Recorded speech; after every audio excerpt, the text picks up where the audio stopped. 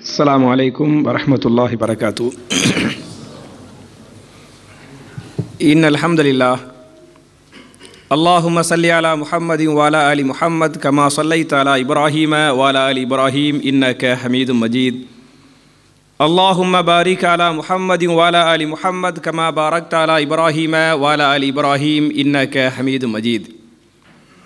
أعوذ بالله من الشيطان الرجيم. بسم الله الرحمن الرحيم. قد أفلح من زكاها وقد خاب من دساها. قال رسول الله صلى الله عليه وسلم: اللهم آت نفسي تقواها وزكها أنت خير من زكاها أنت وليها ومولاها. رواه مسلم. கண்ணியத்திற்குரிய சகோதர சகோதரிகளே, எனக்கு கொடுக்கப்பட்ட தலைப்பு உள்ளத்தை பக்குவப்படுத்துவது எப்படி என்ற தலைப்பில் சில விஷயங்களை உங்களோடு பரிமாறிக்கொள்ள நான் ஆசைப்படுகிறேன். என் அருமை சகோதரர்களே, தாய்மார்களே, உள்ளத்தை பக்குவப்படுத்துவது எப்படி என்பதை பார்ப்பதற்கு முன்னால் திருமறை குர்ஆனின் அடிப்படையில், சுன்னாவின் அடிப்படையில் உள்ளத்தின் வகைகள் எத்தனை, நாம் அதை எப்படி பக்குவப்படுத்துவது என்பதை அறிந்து கொள்ளலாம். திருமறை குர்ஆனில் உள்ளத்தின் அவசியத்தை பற்றி சூரத்து ஷம்ஸ் என்று சொல்லக்கூடிய 91வது அத்தியாயத்தின் 9, 10 ஆகிய வசனங்களில் அல்லாஹ் பதிவு செய்கிறான். கத் அஃபலஹ மன் ஸக்காஹா வகத் ஹாப மன் தஸ்ஸாஹா. யார் உள்ளத்தை பரிசுத்தப்படுத்தி கொண்டாரோ அவர் நிச்சயமாக இம்மையிலும் மறுமையிலும் வெற்றி அடைந்து விட்டார். அதே சமயத்தில் வகத் ஹாப மன் தஸ்ஸாஹா, யார் உள்ளத்தை பக்குவப்படுத்தவில்லையோ, உள்ளத்தை அழுக்காக்கி கொண்டாரோ அவர் தோற்று போய்விட்டார் என்று அல்லாஹ் பேசுகிறான். அவை அருமை சகோதரர்களே, இம்மை மறுமை வாழ்க்கையின் வெற்றி வேண்டும் என்று சொன்னால் உள்ளத்தை பக்குவப்படுத்த வேண்டும், உள்ளத்தை பரிசுத்தப்படுத்த வேண்டும் என்பதற்கு இந்த வசனம் தெளிவான சான்று. அது மாத்திரமல்ல, சூரத்து ஷுஆரா என்று சொல்லக்கூடிய 26வது அத்தியாயத்தின் 88, 89 ஆகிய வசனங்களை நீங்கள் படித்து பாருங்கள். அதிலே அல்லாஹ் பேசுகிறான்: யௌமலா யன்ஃபஉ மாலும் வலா பனூன் இல்லா மன் அத்தல்லாஹ பிகல்பின் சலீம். நாளை மறுமையில் உங்களுடைய செல்வமோ உங்களுடைய செல்வாக்குகளோ என்னிடத்தில் எதுவும் செய்ய முடியாது. நம்முடைய சொத்து பத்துகளை சேர்த்திருக்கிறோமே, சொத்து பத்துகளாக இருந்தாலும் சரி, செல்வாக்குகளாக இருந்தாலும் சரி, அல்லாஹ்விடத்தில் எதுவும் செய்ய முடியாது. மாறாக என்னிடத்தில் பயனளிக்கக்கூடியது எது என்று சொன்னால் இல்லாமன் அத்தல்லாஹ பிகல்பின் சலீம், யார் பக்குவப்பட்ட இதயத்தோடு, பரிசுத்தமான இதயத்தோடு என்னிடத்திலே வருகிறாரோ அந்த பரிசுத்தமான இதயம்தான் என்னிடத்திலே உங்களுக்கு வெற்றியை தேடித்தரும் என்று அல்லாஹ் பேசுகிறானே. அப்ப என் அருமை சகோதரர்களே, நாம் செய்கின்ற ஒவ்வொரு காரியத்திற்கும், ஒவ்வொரு வார்த்தைக்கும் எதுதான் அடிப்படை என்று சொன்னால் நம்முடைய உள்ளம்தான் அடிப்படை. உதாரணமாக, ஒருவரை நாம் பார்க்கிறோமா இல்லையா, பார்ப்பது வேண்டுமானால் கண்ணாக இருக்கலாம், ஆனால் பார்க்க தூண்டுவது எது? நம்முடைய உள்ளம்தான். நாம் நடக்கிறோம், கால் வேண்டுமானால் நடக்கலாம், நடக்க வைப்பது, நடக்க தூண்டுவது எது? நம்முடைய உள்ளம்தான். ஒரு நல்லதை கேட்டாலும் கெட்டதை கேட்டாலும் கேட்பது வேண்டுமானால் காது, கேட்க வைப்பது எது? நம்முடைய உள்ளம்தான். எனவே இந்த உள்ளத்தை நாம் பரிசுத்தப்படுத்திக் கொண்டால் கண்களை பரிசுத்தப்படுத்தலாம், காதை பரிசுத்தப்படுத்தலாம், காலை பரிசுத்தப்படுத்தலாம். அப்ப எல்லாத்துக்கும் என்ன காரணம்? நம்முடைய கல்பு தான் காரணம் என்பதை புரிந்து கொள்ள வேண்டும். இதை நானாக சொல்லவில்லை. இமாம் புகாரி அவர்கள் தங்களுடைய சஹீஹுல் புகாரில இந்த ஹதீஸை பதிவு பண்றாங்க. ஒரு நாள் நபிகள் நாயகம் ஸல்லல்லாஹு அலைஹி வஸல்லம் சஹாபாக்கள் ஒன்று கூட்டுவாங்க. ஒன்று கூட்டி சொன்னார்கள்: என் அருமை சஹாபாக்களே, இன்ன ஃபில் ஜஸதி முல்கத்துன் இதா சலுஹத் சலுஹல் ஜஸது குல்லுஹு வ இதா ஃபஸதத் ஃபஸதல் ஜஸது குல்லுஹு அலா வஹியல் கல்ப். உங்களுடைய இதயத்து, உங்களுடைய உடம்புல ஒரு துண்டு இருக்கிறது, ஒரு சதை துண்டு இருக்கிறது. அந்த சதை துண்டு சீராக அமைந்தால் ஒட்டுமொத்த உடலை என்ன செய்யும்? சீராக இருக்கு. அந்த சதை துண்டு கெட்டு போய்விட்டால் உடலை என்ன செய்துவிடும்? கெட்டு போய்விடும் என்று சொல்லிவிட்டு அது எது முக்கியமான பொருளா? அலா வஹியல் கல்ப், அதுதான் உங்களுடைய உள்ளமாக கல்வாக இருக்கிறது என்று நபிகள் நாயகம் சொன்னாங்கன்னு சொன்னால், அப்போ எல்லாத்திற்கும் அடிப்படை என்ன? நம்முடைய உள்ளம்தான் என்பதை நீங்கள் புரிந்து கொள்ள வேண்டும். என்ற அடிப்படையில் நீங்கள் குர்ஆன் சுன்னாவை படித்தால் உள்ளத்தை 3 வகையாக அல்லாஹ் ரப்புல் ஆலமீன் வகைப்படுத்துகிறான். முதல் வகையான உள்ளம் எந்த உள்ளம் என்று சொன்னால் நஃப்சுல் லவ்வாமா. நீங்கள் கேள்விப்பட்டிருக்கலாம், திருமறை குர்ஆன்ல சூரத்துல் கியாமா என்று சொல்லக்கூடிய 75வது அத்தியாயத்தின் 1, 2 ஆகிய வசனங்களை நீங்கள் படித்து பாருங்கள். நஃப்சுல் லவ்வாமை பற்றி அல்லாஹ் பேசுகிறான். அதாவது லா உக்ஸிமு பியௌமில் கியாமா வலா உக்ஸிமு பின் நஃப்சில் லவ்வாமா, கியாமத்தின் மீது சத்தியமாக என்று சொல்லிவிட்டு வலா உக்ஸிமு, நான் மறுபடியும் சத்தியம் செய்கிறேன். எதன் மீது? பின் நஃப்சில் லவ்வாமா, நஃப்சுல் லவ்வாமா மீது சத்தியமாக என்று பேசுகிறானே. நஃப்சுல் லவ்வாமா என்று சொன்னால் தமிழில் என்ன பொருள் என்று சொன்னால் குறை சொல்லுகின்ற உள்ளம். நஃப்ஸ்னா உள்ளம், லவ்வாமான என்ன? குறை சொல்லுகின்ற உள்ளம் என்பதை நீங்கள் புரிந்து கொள்ள வேண்டும். பொதுவாக குறை சொல்லுகின்ற உள்ளம் என்று சொன்னால நம்ம மனசில் எது வரும் தெரியுமா? அடுத்தவரை பற்றி குறை சொல்லுகின்ற உள்ளம் அதனை வருது. ஏன் அப்படி வரும் தெரியுமா? குறை என்று வந்துவிட்டாலே நாம் யாரை பற்றி நினைப்போம் தெரியுமா? இவர் இப்படி பேசினாரு, அவர் அப்படி பேசினாரு, இவர் இப்படி செஞ்சார், அவர் அப்படி செஞ்சாரு என்று சொல்லி தன் மீது 1000 குறைகள் இருக்கலாம், இவர் மேல 100 குறை தான் இருக்கேன். 1000 குறைகளை சுமந்து கொண்டு நான் என்ன செய்வேன்? 100 குறைகள் இருக்கிறாரே அவரை பற்றி குற்றம் பேசுவேன்.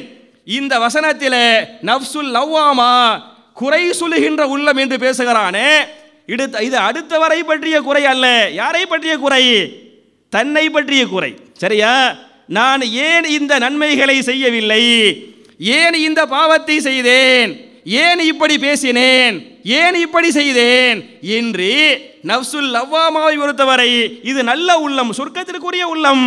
நம்மளை பற்றி தூக்குறதுக்கு முன்னால இந்த காரியத்தை பண்ணிருக்க கூடாது, இந்த நன்மையை பண்ணிருக்கனே, இப்படி பேசிருக்க கூடாது, இப்படி தான் பேசிருக்கனே என்று சொல்லி சில தவறுகளை பாவங்களை செய்துவிட்டால் நம்முடைய உள்ளம் உறுத்துகிறதா இல்லையா? அந்த உறுத்தக்கூடிய உள்ளத்திற்கு என்ன பெயர்? நஃப்சுல் லவ்வாமா என்பதை புரிந்து கொள்ள வேண்டும். இப்படி நஃப்சுல் லவ்வாமாவிற்கு சொந்தக்காரர்களாக முதலிலே நம்மை நாம் ஆக்கிக் கொள்ள வேண்டும். ஏன் தெரியுமா? சஹாபாக்களை பொறுத்தவரை அவர்கள் எல்லாம் நல்லவர்கள், அவர்கள் முத்தகீன்கள், அவர்கள் சொர்க்கவாசிகள். இந்த மார்க்கத்திற்காக, மார்க்கத்தை மேலோங்க செய்வதற்காக நம்முடைய உயிரை துச்சமாக கருதியவர்கள். அந்த சஹாபாக்கள் எல்லாம் நஃப்சுல் லவ்வாமாவிற்கு சொந்தக்காரர்கள் என்பதை நான் சொல்லவில்லை. நபிகள் நாயகம் சொன்ன இந்த ஹதீஸை இமாம் புகாரி தங்களுடைய சஹீஹுல் புகாரில 3613வது ஹதீஸாக புகாரி ஹதீஸ் நம்பர் 3613 அதில் பதிவு பண்றாங்க. சம்பந்தப்பட்ட சஹாபி சாபித் பின் கைஸ் ரலியல்லாஹு அன்ஹு. சஹாபி பேர் என்ன? சாபித் பின் கைஸ் ரலியல்லாஹு அன்ஹு. இவங்களுடைய உள்ளம் எப்படிப்பட்ட உள்ளம், இவங்களுடைய உள்ளம் எப்படி நஃப்சுல் லவ்வாமாக இருந்தது என்பதற்கு இந்த வசனம், இந்த ஹதீஸ் அழகான சான்று. நபிகள் நாயகம் ஸல்லல்லாஹு அலைஹி வஸல்லம் அவங்களுக்கு ஒரு ஆயத்து வந்து இறங்குகிறது. எந்த ஆயத்து? சூரத்துல் ஹுஜராத் என்று சொல்லக்கூடிய 49வது அத்தியாயத்தின் முதல் 2 வசனங்கள். அதில் 2வது வசனத்தில் அல்லாஹ் பேசுவான், யா அய்யுஹல்லதீன ஆமனு லா தர்ஃபஉ அஸ்வாத்தக்கும் ஃபௌக ஸௌத்தின் நபி. ஈமான் கொண்டவர்களே, உங்களுடைய சப்தத்தை நபியுடைய குரலுக்கு மேல் நீங்கள் உயர்த்தி பேச வேண்டாம். அப்படி பேசினால் என்ன ஆகிவிடும் என்று சொன்னால் உங்களையே அறியாமல் உங்களுடைய நன்மைகள் அழிந்து போய்விடும் என்ற வசனம் அருளப்பட்டது. நபிகள் நாயகம் ஸல்லல்லாஹு அலைஹி வஸல்லம் இந்த ஆயத்தை சஹாபாக்களுக்கு ஓதி காட்டாங்க. ஓதி காட்டினால் இந்த வசனத்தை கேட்டு இந்த சாபித் பின் கைஸ் ரலியல்லாஹு அன்ஹு மிரண்டு போய்விட்டார். இந்த ஆயத்தை கேட்டுவிட்டு அவர் மதீனாவுடைய பள்ளிவாசலுக்கு வரவில்லை, மஸ்ஜிது நபவிக்கு வரவில்லை. அல்லாஹ்வுடைய பயம், கவலை தாங்க முடியாமல் அவர் அழ ஆரம்பித்து விட்டார். நபிகள் நாயகம் பார்க்குறாங்க, மறுவேளை தொழுகைக்கு பள்ளிக்கு வரல, அடுத்த வேளை தொழுகைக்கு வரல. சஹாபாக்கள் கேட்குறாங்க, சாபித்துக்கு என்ன ஆயிற்று, ஏன் பள்ளிவாசலுக்கு வரவில்லை என்று கேட்குறாங்க. ஒரு சஹாபி போய் அவரை விசாரிப்பாரு. விசாரித்தால் அவர் சொல்வார், என்னுடைய தோழரே, நான் நரகவாசி என்று குர்ஆனிலே அல்லாஹ் அறிவித்து விட்டான். அவர் சொர்க்கவாசி, சொர்க்கவாசி என்று ஹதீஸிலே பதிவு செய்யப்பட்டிருக்கிறது. அவர் சொல்றாங்க, நான் நரகவாசி என்பதை குர்ஆனிலே அல்லாஹ் அறிவித்து விட்டான். ஏன் தெரியுமா? இயற்கையாகவே இவனுடைய குரல் உயரமாக அதிகமாக இருக்கிறது. நான் யதார்த்தமா பேசினால ரசூலுல்லாஹ்வுடைய குரல் கொஞ்சமா அவங்க லைட்டா பேசுவாங்க, மென்மையா பேசுவாங்க. நான் இயற்கையா என்ன பண்ணுவேன், கொஞ்சம் வேகமா பேசுவேன். அப்ப குரல் வளம் என்பதை இயற்கையாக அல்லாஹ் எனக்கு தந்திருக்கிறான். அப்ப நபிகள் நாயகத்திற்கு முன்னால் சப்தத்தை உயர்த்தி பேசினால் என்ன ஆகிவிடும்? நன்மை பாழாக்கப்பட்டு நாசமாக்கப்பட்டு விடும் என்று சொன்னால் என்னுடைய நன்மைகள் அழிந்து போய்விட்டன. நான் நரகவாசியாகிவிட்டேன். நான் எப்படி பள்ளிவாசலுக்கு வருவது, நான் எப்படி அல்லாஹ்வுடைய ரசூலை பார்ப்பது என்று அழுது கொண்டிருக்கிறார் சாபித் பின் கைஸ் ரலியல்லாஹு அன்ஹு. இதை கேட்ட அந்த சஹாபி நேரா ரசூலுல்லாஹ்ட்ட போய் சொல்லுவாங்க. சொன்னால் ரசூலுல்லாஹி ஸல்லல்லாஹு அலைஹி வஸல்லம் அந்த சஹாபியை கூப்பிட விடுவாங்க. கூப்பிட விட்டு சொல்லுவாங்க, சாபித் அவர்களே, உங்கள் சம்பந்தமாக அருளப்பட்ட வசனம் அல்ல, நீங்கள் சொர்க்கவாசிகள். அவரை சொல்லுவாங்க, நீங்க யாரு? நீங்கள் சொர்க்கவாசி, நீங்கள் நரகவாசி அல்ல. இந்த வசனத்திலே உங்களை அல்லாஹ் பேசவில்லை, வேறு நபர்களை அல்லாஹ் பேசுகிறான்.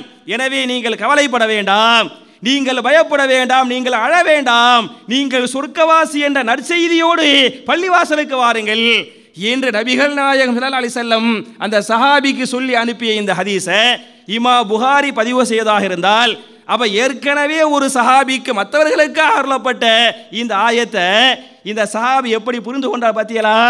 அப்ப இது என்ன உள்ள? இதுதான் நஃப்சுல் லவ்வாமா. நம்முடைய குறைகளை பற்றி பேசுகிறோமே, இதான் நஃப்சுல் லவ்வாமா என்பதை நீங்கள் புரிந்து கொள்ள வேண்டும்.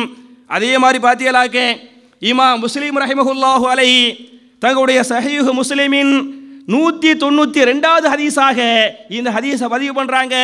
சம்பந்தப்பட்ட சஹாபி அம்ரு பின் ஆஸ் ரலியல்லாஹு அன்ஹு. நீங்க கேள்விப்பட்டிருக்கலாம், மக்காவுல அபூஜஹில் இருந்தானே, அபூ லஹப், உத்பா, ஷைபா போன்ற வங்காபிர்கள், அவங்களுடைய கூட்டாளி யாரு? இந்த அம்ரு பின் ஆஸ்.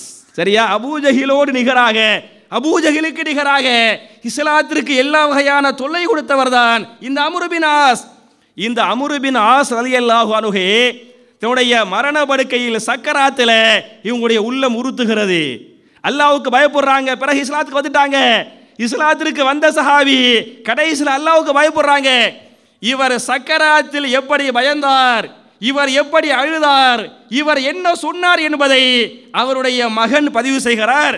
சக்கராத் சமயத்தில் இந்த அம்ரு பின் ஆஸ் ரலியல்லாஹு அன்ஹு கடுமையாக அழுகிறார்.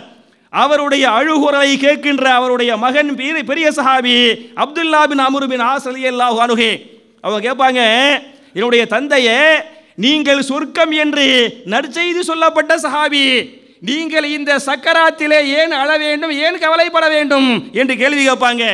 கேட்டா இந்த அம்ரு பின் ஆஸ்ங்கிற சம்பந்தப்பட்ட சஹாபி இருக்கிறாங்களே, அவங்க மகனுக்கு சொல்லுவாங்க, என்னுடைய மகனே, என்னுடைய வாழ்க்கையில் நான் 3 கட்டங்களை அனுபவித்திருக்கிறேன். முதல் கட்டம் என்ன என்று சொன்னால், நான் அபூஜஹிலோடு சேர்ந்து கொண்டு இஸ்லாமிய எதிரிகளில் நானும் ஒருவனாக இருந்தேன். எந்த அளவுக்கு தெரியுமா?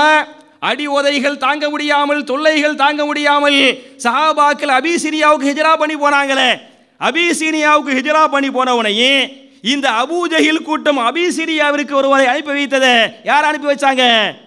யார? இந்த அம்ரு பின் ஆஸ் அனுப்புறாங்க. இவர் நஜ்ஜாசி மன்னர்கிட்ட போய் பேசணும், அழகாக பேசக்கூடியவர், விவாத திறமை உள்ளவர். அப்ப இவர் அனுப்புனாதான் மன்னர்கிட்ட பேசி அவங்க அழைச்சிக்கிட்டு வந்துருவாங்க என்ற எண்ணத்தில் அபூஜஹில் இந்த அம்ரு பின் ஆஸை அனுப்புகிறான். அம்ரு பின் ஆஸும் போறாரு, நஜ்ஜாசி மன்னர்கிட்ட பேசுறாரு. நஜ்ஜாசி மன்னர்கிட்ட பேசினா அவர் யூத மன்னர், அவர் கிறிஸ்தவ மன்னர். அப்ப அவர் நினைக்கிறாரு, இவங்களுடைய வார்த்தையை மட்டும் கேட்டு அவங்கள ஊருக்கு அனுப்பி விட்டுறாம அவர்களையும் அழைத்து விசாரிக்கலாமே என்ற அடிப்படையில் முஸ்லிம்களை அழைத்து உங்கள் தரப்பு கருத்துக்களை, நியாயங்களை சொல்லுங்கள் என்று சொல்ல, முஸ்லிம் தரப்பில் பேசுகின்ற சஹாபி ஜாஃபர் பின் அபி தாலிப் ரலியல்லாஹு அன்ஹு இந்த அம்ரு பின் ஆஸ் மன்னர்கிட்ட பேசுவாரு. அப்ப எதை மெயினா சொல்வார் தெரியுமா? மன்னர் அவர்களே, அரசு அவர்களே, இவர்களெல்லாம் ஈசா நபியை பற்றி கேவலமாக பேசக்கூடியவர்கள், மரியத்தை பற்றி தாறுமாறாக பேசக்கூடியவர்கள், உங்களுடைய மதத்தை பற்றி, ஈசாவை பற்றி, மரியத்தை பற்றி அசிங்கமாக கேவலமாக பேசக்கூடிய இவர்களுக்கு உங்களுடைய அடைக்கலாமா, இவர்களுக்கு உங்களுடைய பாதுகாப்பா என்றெல்லாம் பேசுவாரு. அவன் நஜ்ஜாசி மன்னருக்கு போட்டு கேள்வி கேட்பாங்க. கேட்டால் இந்த ஜாஃபர் பின் அபி தாலிப் ரலியல்லாஹு அன்ஹு ரொம்ப பேசாம ஒரு சூரா ஓதுவாங்க. எந்த சூரா தெரியுமா? எது சூரா? மரியம் என்று சொல்லக்கூடிய 19வது சூரா.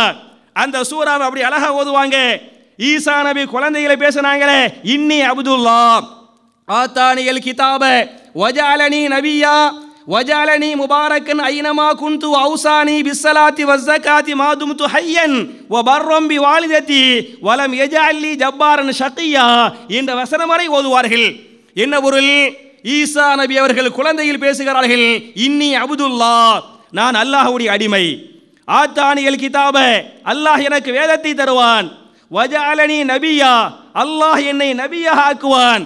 அது மாத்திரமல்ல, வௌசானி பிஸ்ஸலாத்தி வஸ்ஸகாத்தி மா தும்து ஹய்யன், நான் ஹயாத்தாக இருக்கும் காலமெல்லாம் தொழ வேண்டும், நான் ஜகாத்து கொடுக்க வேண்டும் என்பதெல்லாம் அல்லாஹ்வுடைய கட்டளையாக இருக்கிறது என்று குழந்தை பருவத்திலே ஈசா அலைஹிஸ்ஸலாம் பேசினாங்களே, அதுவரை ஜாஃபர் பின் அபி தாலிப் ரலியல்லாஹு அன்ஹு மன்னருக்கு முன்னால் ஓதுவார்.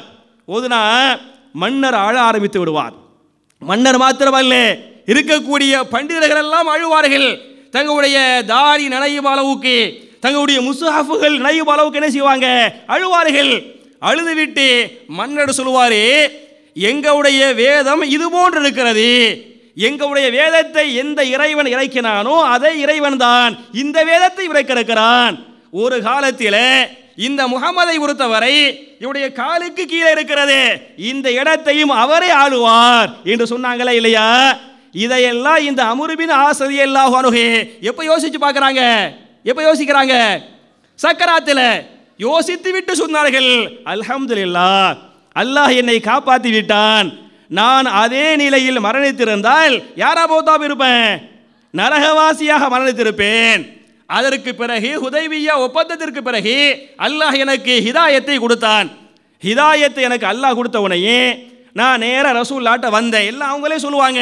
வந்தேன், வந்து இஸ்லாத்தை ஏற்றுக்கிறதாக ரசூல்லாவுடைய கையை நீட்ட சொன்னேன். அவங்க கையை நீட்டினாங்க. நான் அவங்க கை மேலே கையை வச்சு பையாத்து பண்ணலை, ஷருத்து வாங்கி பையாத்து பண்ணேன். என்ன ஷருத்து தெரியுமா? அல்லாஹ்வுடைய ரசூலே, நான் இஸ்லாத்தை ஏற்றுக்கொள்வேன். ஏற்றுக்கொள்வதாக இருந்தால் என்னுடைய அனைத்து பாவங்களும் மன்னிக்கப்பட வேண்டும். அனைத்து பாவங்கள் மன்னிக்கப்படுவதாக நீங்கள் உத்தரவாதம் கொடுத்தால் நான் என்ன செய்வேன்? இஸ்லாத்தை ஏற்றுக்கொள்வேன் என்று அவர் ஷரத்து போடுறாரு. அப்ப ரசூலுல்லாஹி ஸல்லல்லாஹு அலைஹி வஸல்லம் அவர்கள் சொல்லுவாங்க, அம்ரு அவர்களே, ஒருவர் 3 காரியத்தை செய்தால் அவருடைய அனைத்து பாவங்களையும் அல்லாஹ் மன்னிப்பான் என்பதை நீங்கள் அறிய மாட்டீர்களா? அதில் முதல் காரியம் என்ன என்று சொன்னால், அல் இஸ்லாமு யஹ்திமு மன் கான கப்லஹு, ஒருவர் இஸ்லாத்திற்கு வந்துவிட்டால் அந்த இஸ்லாமிய வருகை, அந்த ஷஹாதா கலிமா என்பது அதற்கு முந்தைய செய்த பாவங்களை மன்னிக்கிறது. அதுபோன்று அல்லாஹ்விற்காக ஒருவர் ஹிஜ்ரா செய்தால் ஹிஜ்ரத் என்ன பண்ணுகிறது? முந்தைய பாவங்களை மன்னிக்கிறது. அல்லாஹ்விற்காக ஹாலிசத்தல் லில்லாஹிக்காக நீங்கள் ஹஜ் செய்தால் ஹஜ் என்ன செய்கிறது? முந்தைய பாவங்களை மன்னிக்கிறது. எனவே நீங்கள் இஸ்லாத்திற்கு வாருங்கள், அந்த இஸ்லாமிய வருகை என்பது பாவங்களை மன்னிக்கும் என்று சொன்ன உடனே இந்த சஹாபி என்ன பண்றாங்க? இஸ்லாத்துக்கு வர்றாங்க. சொல்றாங்க, நான் வந்த அதே நேரத்தில் மரணித்திருந்தால் யாரா மூத்தாப் இருப்பேன்? சொர்க்கவாசியாக இல்லையா? அப்ப மூத்தாப் இருந்த நரகவாசி. நான் இஸ்லாத்துக்கு வந்தவனே மூத்தாப் இருந்தா நான் சொர்க்கவாசியாக மரணித்திருப்பேன். ஆனால் அதற்கு பிந்தைய காலகட்டத்தில் ஹலீஃபா உமர் பின் ஹத்தாப் ரலியல்லாஹு அன்ஹு, ஹலீஃபா உஸ்மான் பின் அஃபான் ரலியல்லாஹு அன்ஹு, அதற்கு பிந்தைய காலகட்டம், இது போன்ற காலகட்டங்களில் நான் ஆட்சி தலைவராக ஆக்கப்பட்டேன். பல்வேறு மாகாண கவர்னராக நான் ஆட்சி செய்தேன். பல்வேறு படைகளுடைய தளபதியாக நான் போர்க்களத்திற்கு சென்றிருக்கிறேன். அப்படி கவர்னராக இருந்தபோது, தலைவராக இருந்தபோது, தளபதியாக இருந்தபோது நான் என்னையும் அறியாமல் சில பாவங்களை செய்திருக்கலாம். அந்த பாவத்திற்காக அல்லாஹ் என்னை தண்டிக்க ஆரம்பித்து விட்டால் அந்த அல்லாஹ்வுடைய அதாபை தாங்க முடியாதே, அந்த அல்லாஹ்வுடைய வேதனையை தாங்க முடியாதே என்று சொல்லி தெரிந்தோ தெரியாமங்களோ பாவங்களை செய்திருப்பேனே, அந்த பாவங்களை நினைத்துத்தான் நான் அழுகிறேன் என்று இவங்க சொன்னாங்கன்னு சொன்னா, சொல்லிட்டு மகன்கிட்ட சொல்லுவாங்க, என்னுடைய மகனே, நான் மரணித்து விட்டால் என்னை நீங்கள் அடக்கம் செய்து விட்டு உடனே நீங்கள் மன்னரையை விட்டு வெளியேற வேண்டாம். என்னுடைய மன்னரையிலே நின்று, கபரிலே நின்று எனக்காக நீங்கள் அல்லாஹ்விடத்திலே பாவ மன்னிப்பு கேளுங்கள். எவ்வளவு நேரம் கேட்கணும் தெரியுமா? எவ்வளவு நேரமா? ஒரு ஒட்டகத்தை அறுத்து குர்பானி செய்து அதனுடைய கறியை மக்களுக்கு விநியோகம் செய்வதற்கு எவ்வளவு நேரம் ஆகுமோ, ஒரு ஒட்டகத்தை அறுக்கனே, தோலை உரிக்கனே, கறியை வெட்டனே, மக்களுக்கு என்ன செய்யணும், எல்லா கறியும் கொடுத்து முடிக்கணும், அதுக்கு ஏறக்குறைய ஒரு மணி நேரம் ஆகுமா? எவ்வளோ ஆகலாம்? சுமார் 1 மணி நேரம் ஆகலாமா இல்லையா? அப்போ அவ்வளவு நேரம் என்னுடைய கபூரிலே நீண்டு நீங்கள் எனக்காக மன்னிப்பு கேளுங்கள், கேட்டுவிட்டு செல்லுங்கள், எனக்கு அல்லாஹ்வுடைய அதாவை நினைத்து பயமாக இருக்கிறது என்று இந்த அம்ரு பின் ஆஸ் ரலியல்லாஹு அன்ஹு தன்னுடைய சக்கராத்தில் மரண படுக்கையில் மகனுக்கு சொன்னார் என்று சொன்னால் இது எந்த உள்ளம்? நஃப்சுல் லவ்வாமா. அப்ப என் அருமை சகோதரர்களே, நம்ம எல்லாம் தூங்குறதுக்கு முன்னால நான் ஏன் இந்த பாவங்களை செய்தேன், செஞ்ச பாவம் நமக்கு தெரியுமா தெரியாதாங்க? நான் ஏன் இன்றைக்கு ஃபஜ்ரை தொழவில்லை? நம்ம எல்லாம் நிறைய பேர் நிறைய பேசுவோம், ஆனா என்ன செய்ய மாட்டோம்? ஃபஜ்ருக்கு போவோமா? ஃபஜ்ருக்கு போக மாட்டோம். நிறைய தப்புகள் பண்ணுவோம், சினிமா பார்ப்போம், மற்ற தப்புகள் பண்றோம். அப்ப வெளி உலகத்திற்கு செய்த பாவங்கள் தெரியாது, நமக்கு தெரியுமா இல்லையா? அப்ப நம்மை நாமே விசாரித்துக் கொள்வதுதான் எந்த உள்ளம்? நஃப்சுல் லவ்வாமா என்பதை புரிந்து கொள்ள வேண்டும். அதே மாதிரி பார்த்தீங்களாக்க இமாம் முஸ்லிம் ரஹிமஹுல்லாஹு அலைஹி தங்களுடைய சஹீஹ் முஸ்லிமின் 158வது ஹதீஸாக இந்த ஹதீஸை பதிவு பண்றாங்க. சம்பந்தப்பட்ட சஹாபி உசாமா பின் ஸைத் ரலியல்லாஹு அன்ஹு, நஃப்சுல் லவ்வாமா அவருக்கு சொந்தக்காரர்கள். ரசூலுல்லாஹி ஸல்லல்லாஹு அலைஹி வஸல்லம் ஒரு போருக்கு இவங்களை அனுப்பி விடுறாங்க. போர் பயங்கரமாக நடக்கிறது. முஸ்லிம்களை தாறுமாறாக வெட்டிய ஒரு காஃபிர், அவனை வெட்டுறதுக்கு இவங்க போறாங்க. அவனை வெட்ட இவங்க நெருங்குற உனையும் அவன் பக்கத்தில் இவங்க வந்துட்டாங்களே, வாளை ஏந்திட்டாங்களே, அதுக்கு மேல ஒண்ணுமே செய்ய முடியாது என்பதை அறிந்து கொண்ட அவன் அஷ்ஹது அல்லா இலாஹ இல்லல்லாஹ் என்று கலிமா சொல்லி விடுவான். சரியா? அவனை வெட்ட 2 பேர் போனாங்க. ஒன்னு உசாமா ரலியல்லாஹு அன்ஹு, அப்புறம் இன்னொரு அன்சாரிய சஹாபி, 2 பேர் போவாங்க. பக்கத்தில் மாட்டிக்கிட்டோன்னு தெரிஞ்ச உனையும் அவர் கலிமா சொல்லிடுவாரு. கலிமா சொன்ன பிறகு அவரை கொலை செய்யலாமா கூடாதா? உங்களுடைய கருத்து என்ன? கூடாது. சரியா? அங்கே கருத்து வேறுபாடு. இந்த ஹதீஸை படிச்சு பாருங்க, கருத்து என்ன வேறுபாடு என்ன ஆனது என்று சொன்னால், சென்ற இந்த அன்சாரி சஹாபி நம்மள மாதிரி சரியா கூடாது என்று புரிந்து கொண்டு பின் வாங்கிடுவார். ஆனால் இந்த உசாமா பின் ஸைத் ரலியல்லாஹு அன்ஹு இல்ல, உயிரை காப்பாத்துக்கிறதுக்கு போய் வந்து கலிமா சொல்லிட்டான் என்ற எண்ணத்தில் என்ன பண்ணிடுறாங்க? கொலையை செஞ்சிடறாங்க. சரியா? இந்த உசாமா பெரிய சஹாபி உசாமா ரலியல்லாஹு அன்ஹு அவன் என்ன பண்ணிடுவாங்க? கொலை பண்ணிடுவாங்க. கொலை பண்ணா போர்க்களம் முடிகிறது. சஹாபாக்கள் மதீனாவிற்கு வருவார்கள். இந்த செய்தியை ரசூலுல்லாஹ்ட்ட சொல்லுவாங்க. சொன்னா ரசூலுல்லாஹி ஸல்லல்லாஹு அலைஹி வஸல்லம் உசாமா கூட விசாரிப்பாங்க. அவங்களும் அல்லாஹ்வுடைய ரசூலே, அவன் தப்பித்து கொள்ள பொய்யாக இஸ்லாத்திற்கு வந்து விட்டான் அப்படின்னு காரணம் சொல்லுவாங்க.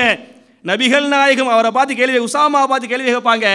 யா உசாமா அஃபலா ஷகக்த அன் கல்பிஹி, உசாமாவே அவருடைய உள்ளத்தை நீ கிழித்து பார்த்தாயா, உள்ளத்தை நீ கிழித்து பார்த்தாயா என்று ஃபமாஸால யுகர்ரிருஹு, அந்த கேள்வியை மறுபடியும் மறுபடியும் மறுபடியும் கேட்டுக்கொண்டே இருந்தார்கள்.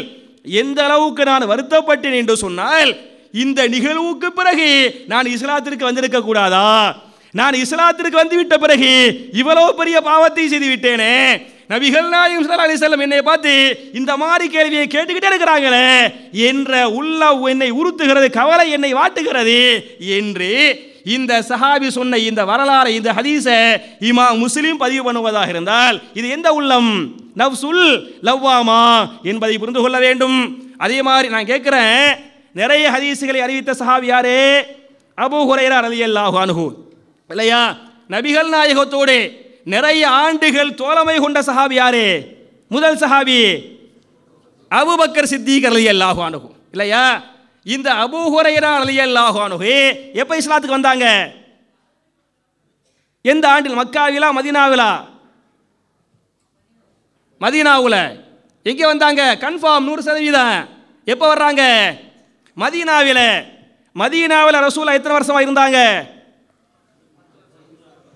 எத்தனை வருஷம்?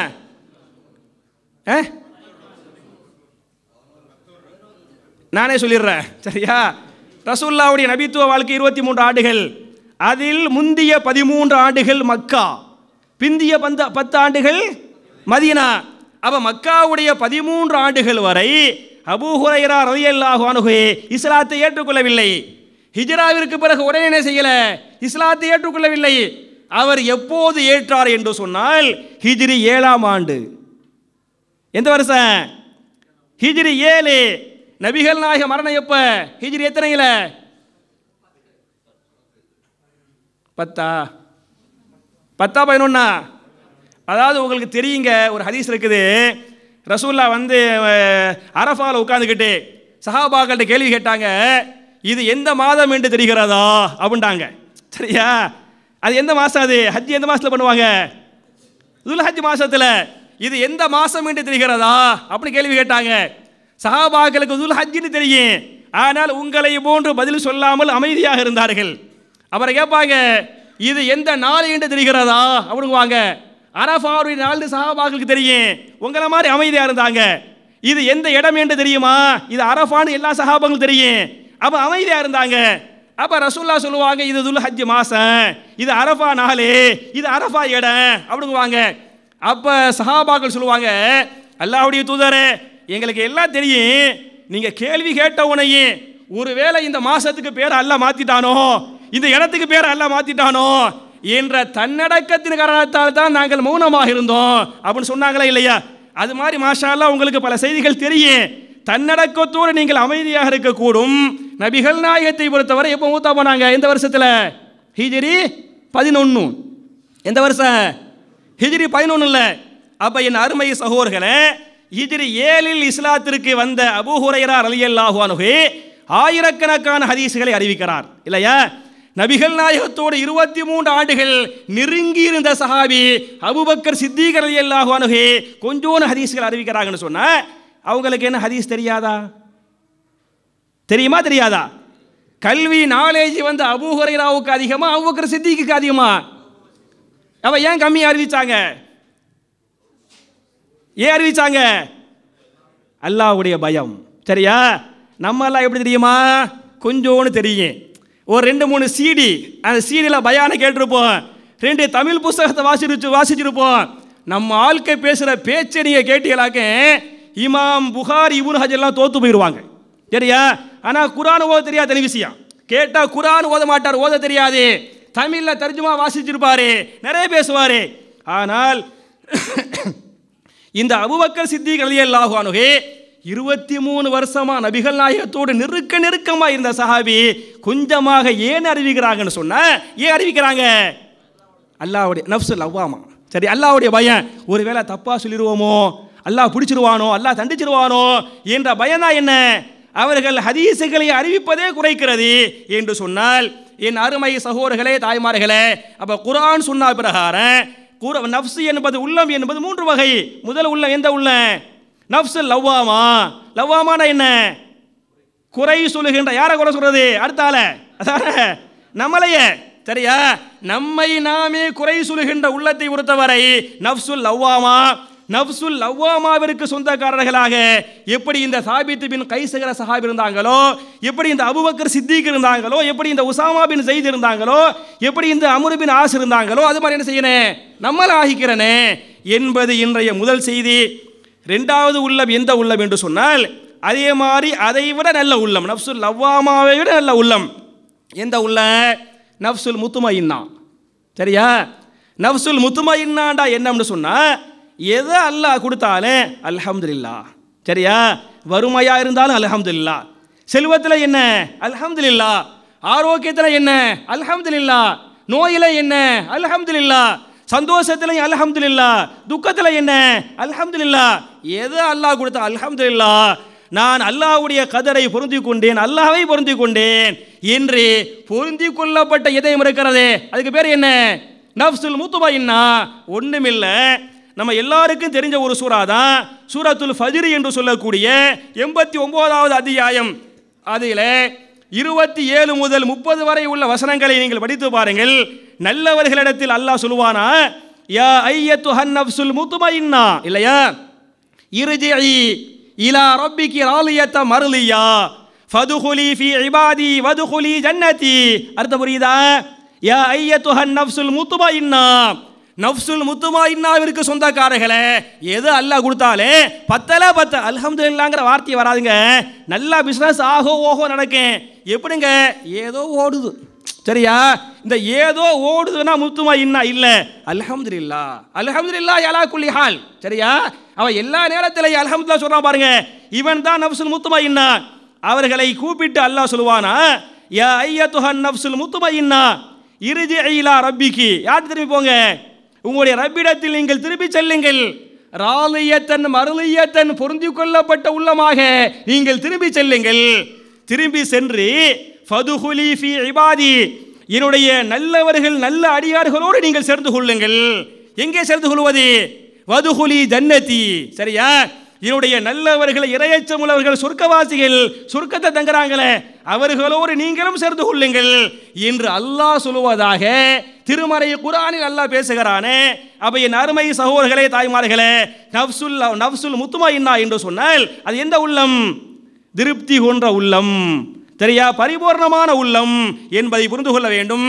இன்னைக்கு நம்ம பார்க்கிறோம், எவ்வளவுதான் அல்லாஹ் காசு பணத்தை கொடுத்தாலே அதை தாண்டி வேணும் ஆசை வருதா இல்லையா? அதை தாண்டி ஆசைப்படுவதில் உங்களுக்கு தப்பு கிடையாது. காசு பணத்தை ஆசைப்படலாம், ஆனால் அடையக்கூடிய வழிமுறை இருக்கா இல்லையா? அதை ஹலால் ஹராம் என்று பார்க்க வேண்டுமா இல்லையா? காசு பணம் வேணும், மாட்டு கருத்து அல்ல, வெளிநாட்டுக்கு வர வேண்டும், காசு பணம் ஒன்றும் இல்லை. நம்ம எல்லாம் பள்ளிக்குள்ளே போகிறோம். பள்ளிக்குள்ளே போகும்போது என்ன ஓதுவோம்? என்ன துவா ஓதுவோம்? அல்லாஹு மஃப்தஹலி அபு ஆபர் அமதிக்க. அர்த்தம் தெரியலாம் உங்களுக்கு? வெளியே வர்றோம், என்ன ஓதுவோம்? அல்லாஹும்ம இன்னி அஸ்அலுக மின் ஃபضலிக். இல்லையா? என்ன அர்த்தம்? அல்லாஹும்ம இன்னி அஸ்அலுக மின் ஃபضலிக என்னங்க அர்த்தம்? அல்லாஹ்வே, நிச்சயமாக நான் உன்னிடத்திலே உன்னுடைய ஃபضலை வேண்டுகிறேன். சரியா? ஃபضல்னா என்ன அர்த்தம்? ஃபضல். சரியா? ஃபضல்னா என்ன? சிறப்போடு பொதுவான அர்த்தம் இருந்தாலே ஃபضலுக்கு பல அர்த்தம் இருக்கிறது. ஃபضல் சிறப்பு என்ற தனி பொது அர்த்தம் இருந்தாலே அதற்கு இந்த இடத்தில் என்ன பொருள் என்று சொன்னால் செல்வம், காசு பணம். ஃபضல் அர்த்தம் உங்க ஊர் பாஷையில் பேசுவதாக இருந்தால் திர்ஹம். சரியா? அல்லாஹும்ம இன்னி அஸ்அலுக மின் ஃபضலிக என்று சொன்னால் என்ன அர்த்தம்? யா அல்லாஹ், உங்கள்கிட்ட திர்ஹத்தை கேட்குறேன். அப்போ உள்ளே போகும்போது அல்லாஹ்வுடைய ரஹமத்தை கேட்குறோம், வெளியே வரும்போது எதை கேட்குறோம்? திர்ஹத்தை கேட்குறோம். அப்போ இது தப்பா? இது தப்பு இல்லை. வெள்ளிக்கிழமை ஜும்மாவுக்கு போகிறேன். யா அய்யுஹல்லதீன ஆமனூ இதா நூதிய லிஸ்ஸலாத்தி மின் யௌமில் ஜும்ஆத்தி ஃபஸஅவு இலா திக்ரில்லாஹி வதருல் பை'. இல்லையா?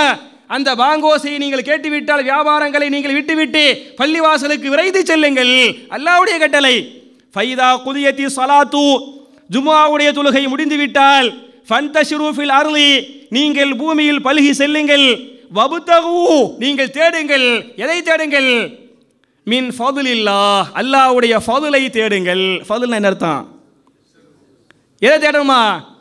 செல்வத்தை நீங்கள் கடைக்கு ஓடுங்க, உங்களுடைய வியாபாரத்தை பண்ணுங்க, விவசாயத்தை பண்ணுங்க. நீங்க தஸ்பீஹ் மணியை பிடிச்சி உட்காராதீங்க. அப்ப ஃபضல் என்று சொன்னால் என்ன பொருள்?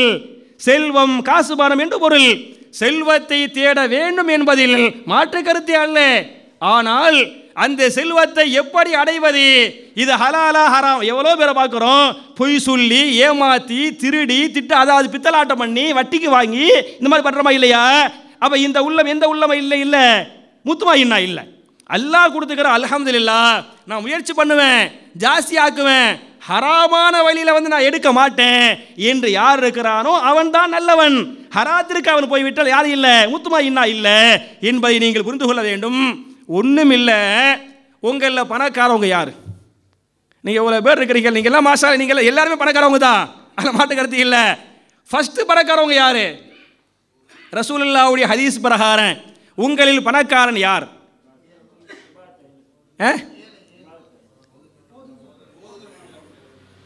அதாவது இதுவும் உங்களுக்கு தெரியும், பதில் தெரியலைன்னு நான் சொல்ல மாட்டேன்.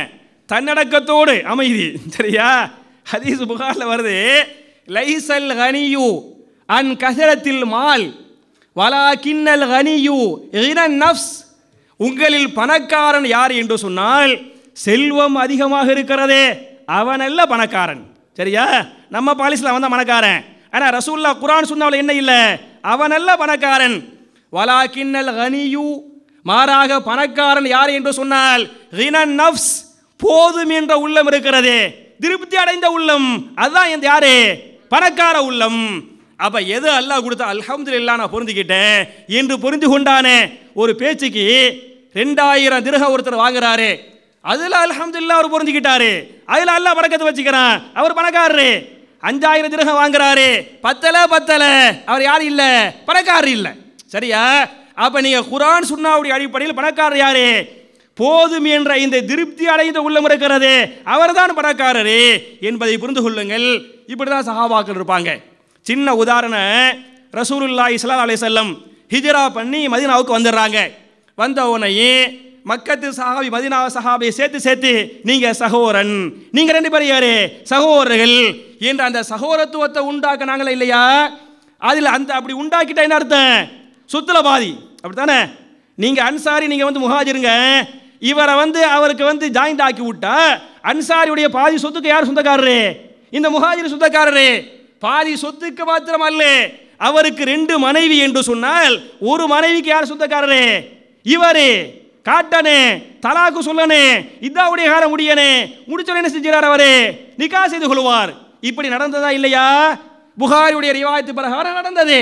இந்த வரிசையில் நபிகள் நாயகம் ஸல்லல்லாஹு அலைஹி வஸல்லம் ஒரு முஹாஜிர் சஹாபியை கூப்பிடுவாங்க. அவர் யார் என்று சொன்னால் அப்துர் ரஹ்மான் பின் அவுஃப் ரலியல்லாஹு அன்ஹு. இந்த அப்துர் ரஹ்மான் பின் அவுஃபை கூப்பிட்டு ஒரு அன்சாரி சஹாபியை கூப்பிடுவாங்க. அவர் யாரு? சஅத் பின் ரபிஆ. அன்சாரி யாரு? சஅத் பின் ரபிஆ. நீங்க மதீனாவுலயே பெரிய பணக்காரர் யாருன்னு சொன்னா யாருதான்? இந்த சஅத் பின் ரபிஆ. மொத்த மதீனாவுலயே பெரிய பணக்கார சஹாபி சஅத் பின் ரபிஆ ரலியல்லாஹு அன்ஹு. அவரையும் கூப்பிட்டு அப்துர் ரஹ்மான் பின் அவுஃபையும் கூப்பிட்டு நீங்க 2 பேரும் சகோதரர்கள் என்று நபிகள் நாயகம் சொல்லிவிட்டார்கள். சொன்னா சஅத் பின் ரபிஆவே சொல்லுவாங்க, என் அருமை தோழரே, நான் தான் அன்சாரிகள் பெரிய பணக்காரன், இவ்வளவு தோட்டங்கள் சொத்து பத்துகள் எல்லாம் எனக்கு சொந்தமானவை. அது மாத்திரமல்ல, இதோ என்னுடைய 2 மனைவிமார்கள், இந்த 2ல யாரை உங்களுக்கு பிடிக்குது சொல்லுங்க, நான் தலாக்கு சொல்றேன். அந்த நான் தலாக்குக்கு பிறகு என்ன செய்யணும்? இதாவுக்கு பிறகு நீங்க நிக்காஹ் பண்ணிக்கிறங்க, இவருடைய இவ்வளவு சொத்துல பாதி என்ன செஞ்சிருவேன் உங்களுக்கு தந்துடுறேன் என்று இவராக தர முன் வர்றார். யாரு? சஅத் பின் ரபிஆ ரலியல்லாஹு அன்ஹு, அன்சாரிய சஹாபி. அந்த சொத்துல பாதியை தர முன் வர்றாரு. நம்மளா இருந்தா வாங்கிருப்போமா மாட்டோமா? அல்லாஹ்வுக்கு பயந்து சொல்லுங்க. சரியா? கண்டிப்பா வாங்குவது மார்க்கத்தில் கூட வாங்கினாங்க கூட. ஆனால் இந்த அப்துர் ரஹ்மான் பின் அவுஃபை பொறுத்தவரை இவர் நஃப்சுல் முத்மஇன்னா. சரியா? இவர் என்ன சொன்னா பாரக்கல்லாஹு ஃபீ அஹ்லிக வ மாலிக. சரியா? என்னுடைய தோழரே, உங்களுடைய குடும்பத்திலும் உங்களுடைய செல்வத்திலும் அல்லாஹ் பரக்கத் செய்வானாக. எனக்கு இந்த சொத்து பத்தலாம் வேணாம், உங்களுடைய செல்வத்தில் அல்லாஹ் இன்னும் பரக்கத் செய்யட்டேன், உங்களுடைய குடும்பத்தில் அல்லாஹ் என்ன செய்யட்டேன்? இன்னும் பரக்கத் செய்யட்டேன். எனக்கு ஒரே ஒரு உதவி செய்யுங்கள். என்ன உதவி? மதீனாவுடைய சூக்கை நீங்கள் காட்டு, பஜாரை நீங்கள் காட்டுங்கள். மதீனாவுடைய பஜாரை நீங்கள் காட்டிவிட்டால் நான் அங்கே போய் பொழைச்சிக்கிடுவேன் என்று பஜாரை மட்டும் காட்ட சொல்றாங்க. இவங்க போய் பஜாரை காட்டினாங்க. காட்டினால் இந்த அப்துர் ரஹ்மான் பின் அவுஃப் ரலியல்லாஹு அன்ஹு அங்கே போய் பால் வியாபாரம் செஞ்சு, மோர் வியாபாரம் செஞ்சு, இந்த பால் சம்பந்தப்பட்ட பொருள் இருக்கா இல்லையா, அந்த வியாபாரம் பண்ணி பெரிய கோடீஸ்வரா மாறினாங்க என்பது வரலாறு ஹதீஸா இல்லையா? அப்ப என் அருமை சகோதரர்களே, தாய்மார்களே, நான் எதுக்கு இதை உங்கள்கிட்ட முன் வைக்கிறேன்னு சொன்னா, காசு பணங்கள் தானாக வருகிறது இல்லையா, வரும்போது வேணாண்டாங்களே, இது எந்த உள்ளம்? நஃப்சுல் முத்மஇன்னா என்பதை நீங்கள் புரிந்து கொள்ள வேண்டும். இன்னும் சொல்ல போன நபிமார்கள் நஃப்சுல் முத்மஇன்னாவை புரிந்திருக்கிறார்கள் என்பதற்கு ஒரு சரித்திர சான்ற சொல்றேன். இப்ராஹிம் அலைஹிஸ்ஸலாம் இல்லையா, தன்னுடைய மகன் இஸ்மாயிலை கொண்டு போய் விட்டுட்டு போயிடுறாங்க. விட்டாங்களா இல்லையா? மக்கா கிட்ட விட்டுட்டு போயிடுறாங்க. விட்டுட்டு போயிட்டு பல ஆண்டுகளுக்கு பிறகு மகனை பார்க்கறதுக்கு வர்றாங்க. எங்க பாலஸ்தீனா, அவங்க இருக்கிறது பாலஸ்தீனா, இவங்க இருக்கிறது மக்கா, அங்கிருந்து வர்றாங்க. மகனை பார்க்க வந்தா இஸ்மாயில் அலைஹிஸ்ஸலாம் வீட்டில் இல்லை. இது புகாரில் 3364. சரியா? இந்த வரலாறு, இந்த ஹதீஸ் சஹீஹுல் புகாரி ஹதீஸ் நம்பர் என்ன? 3364 இந்த ஹதீஸ் வருது. அப்ப மகனை பார்க்க வர்றாங்க. மகனை பார்க்க இப்ராஹிம் அலைஹிஸ்ஸலாம் வருகிற போது மகன் பெரிய ஆளாகி கல்யாணம்லாம் முடிஞ்சு போயிருக்குது.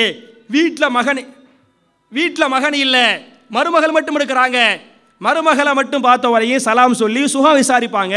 எப்படிமா இருக்கிறா, உங்களுடைய வசதி வாய்ப்புகள் எல்லாம் எப்படி இருக்கின்றன என்று கேள்வி கேட்பார்கள்.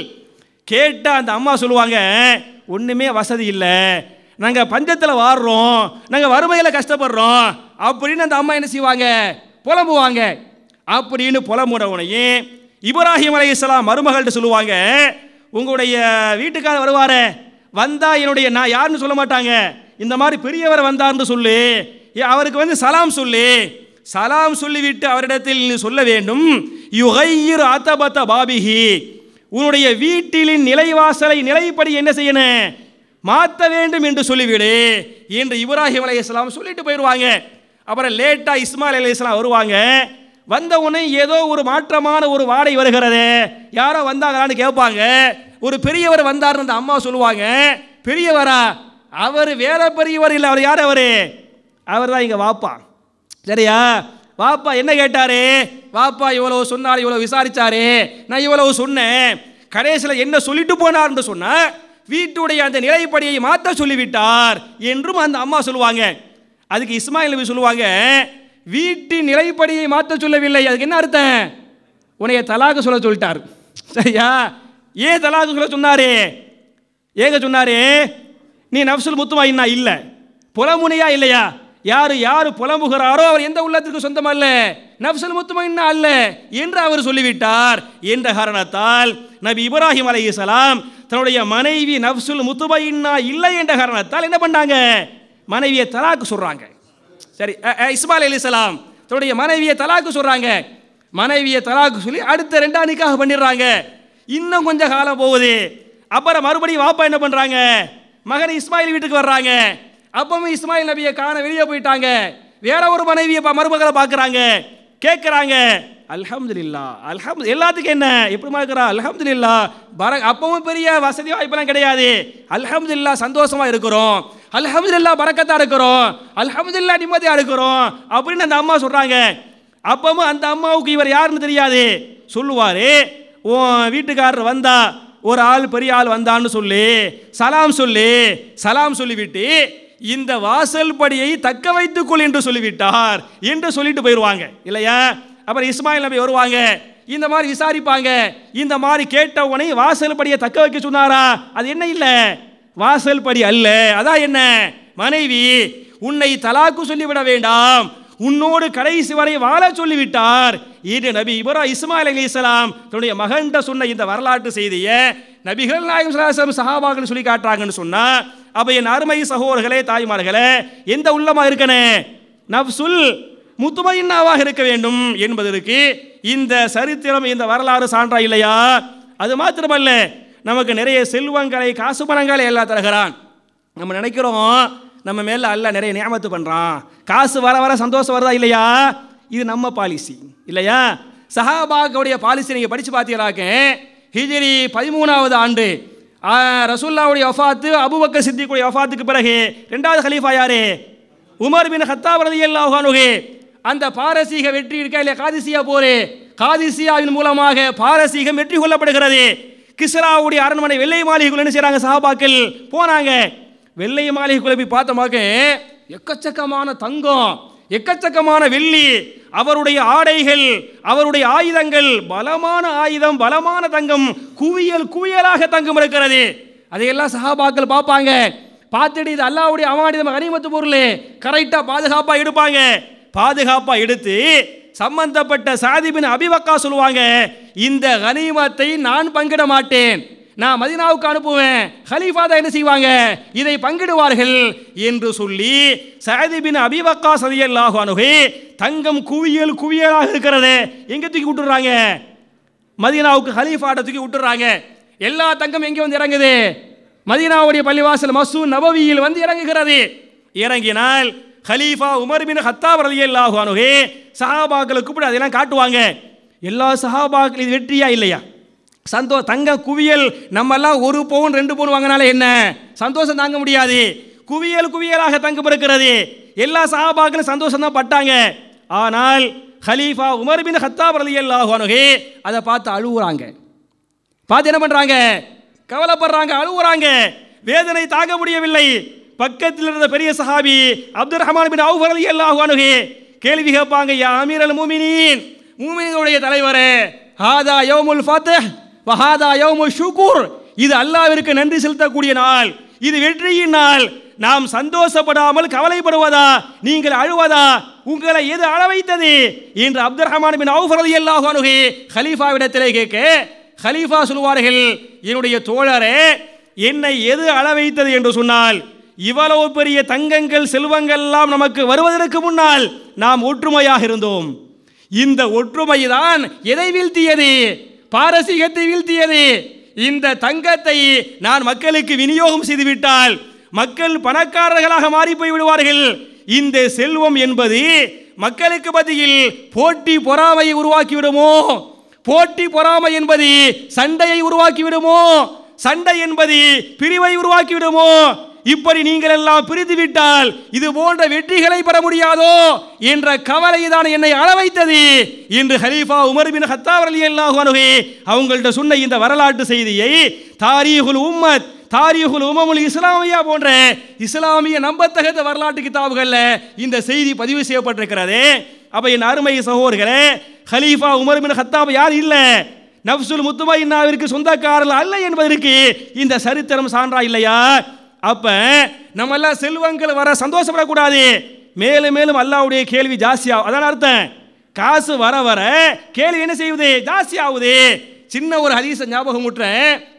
பெரிய ஒரு விருந்துக்கு இந்த அப்துர் ரஹ்மான் பின் அவுஃப் வந்து அழைக்கப்படுறாங்க. விருந்துக்கு போறாங்க. வகை வகையான கறிகளை பார்க்குறாங்க.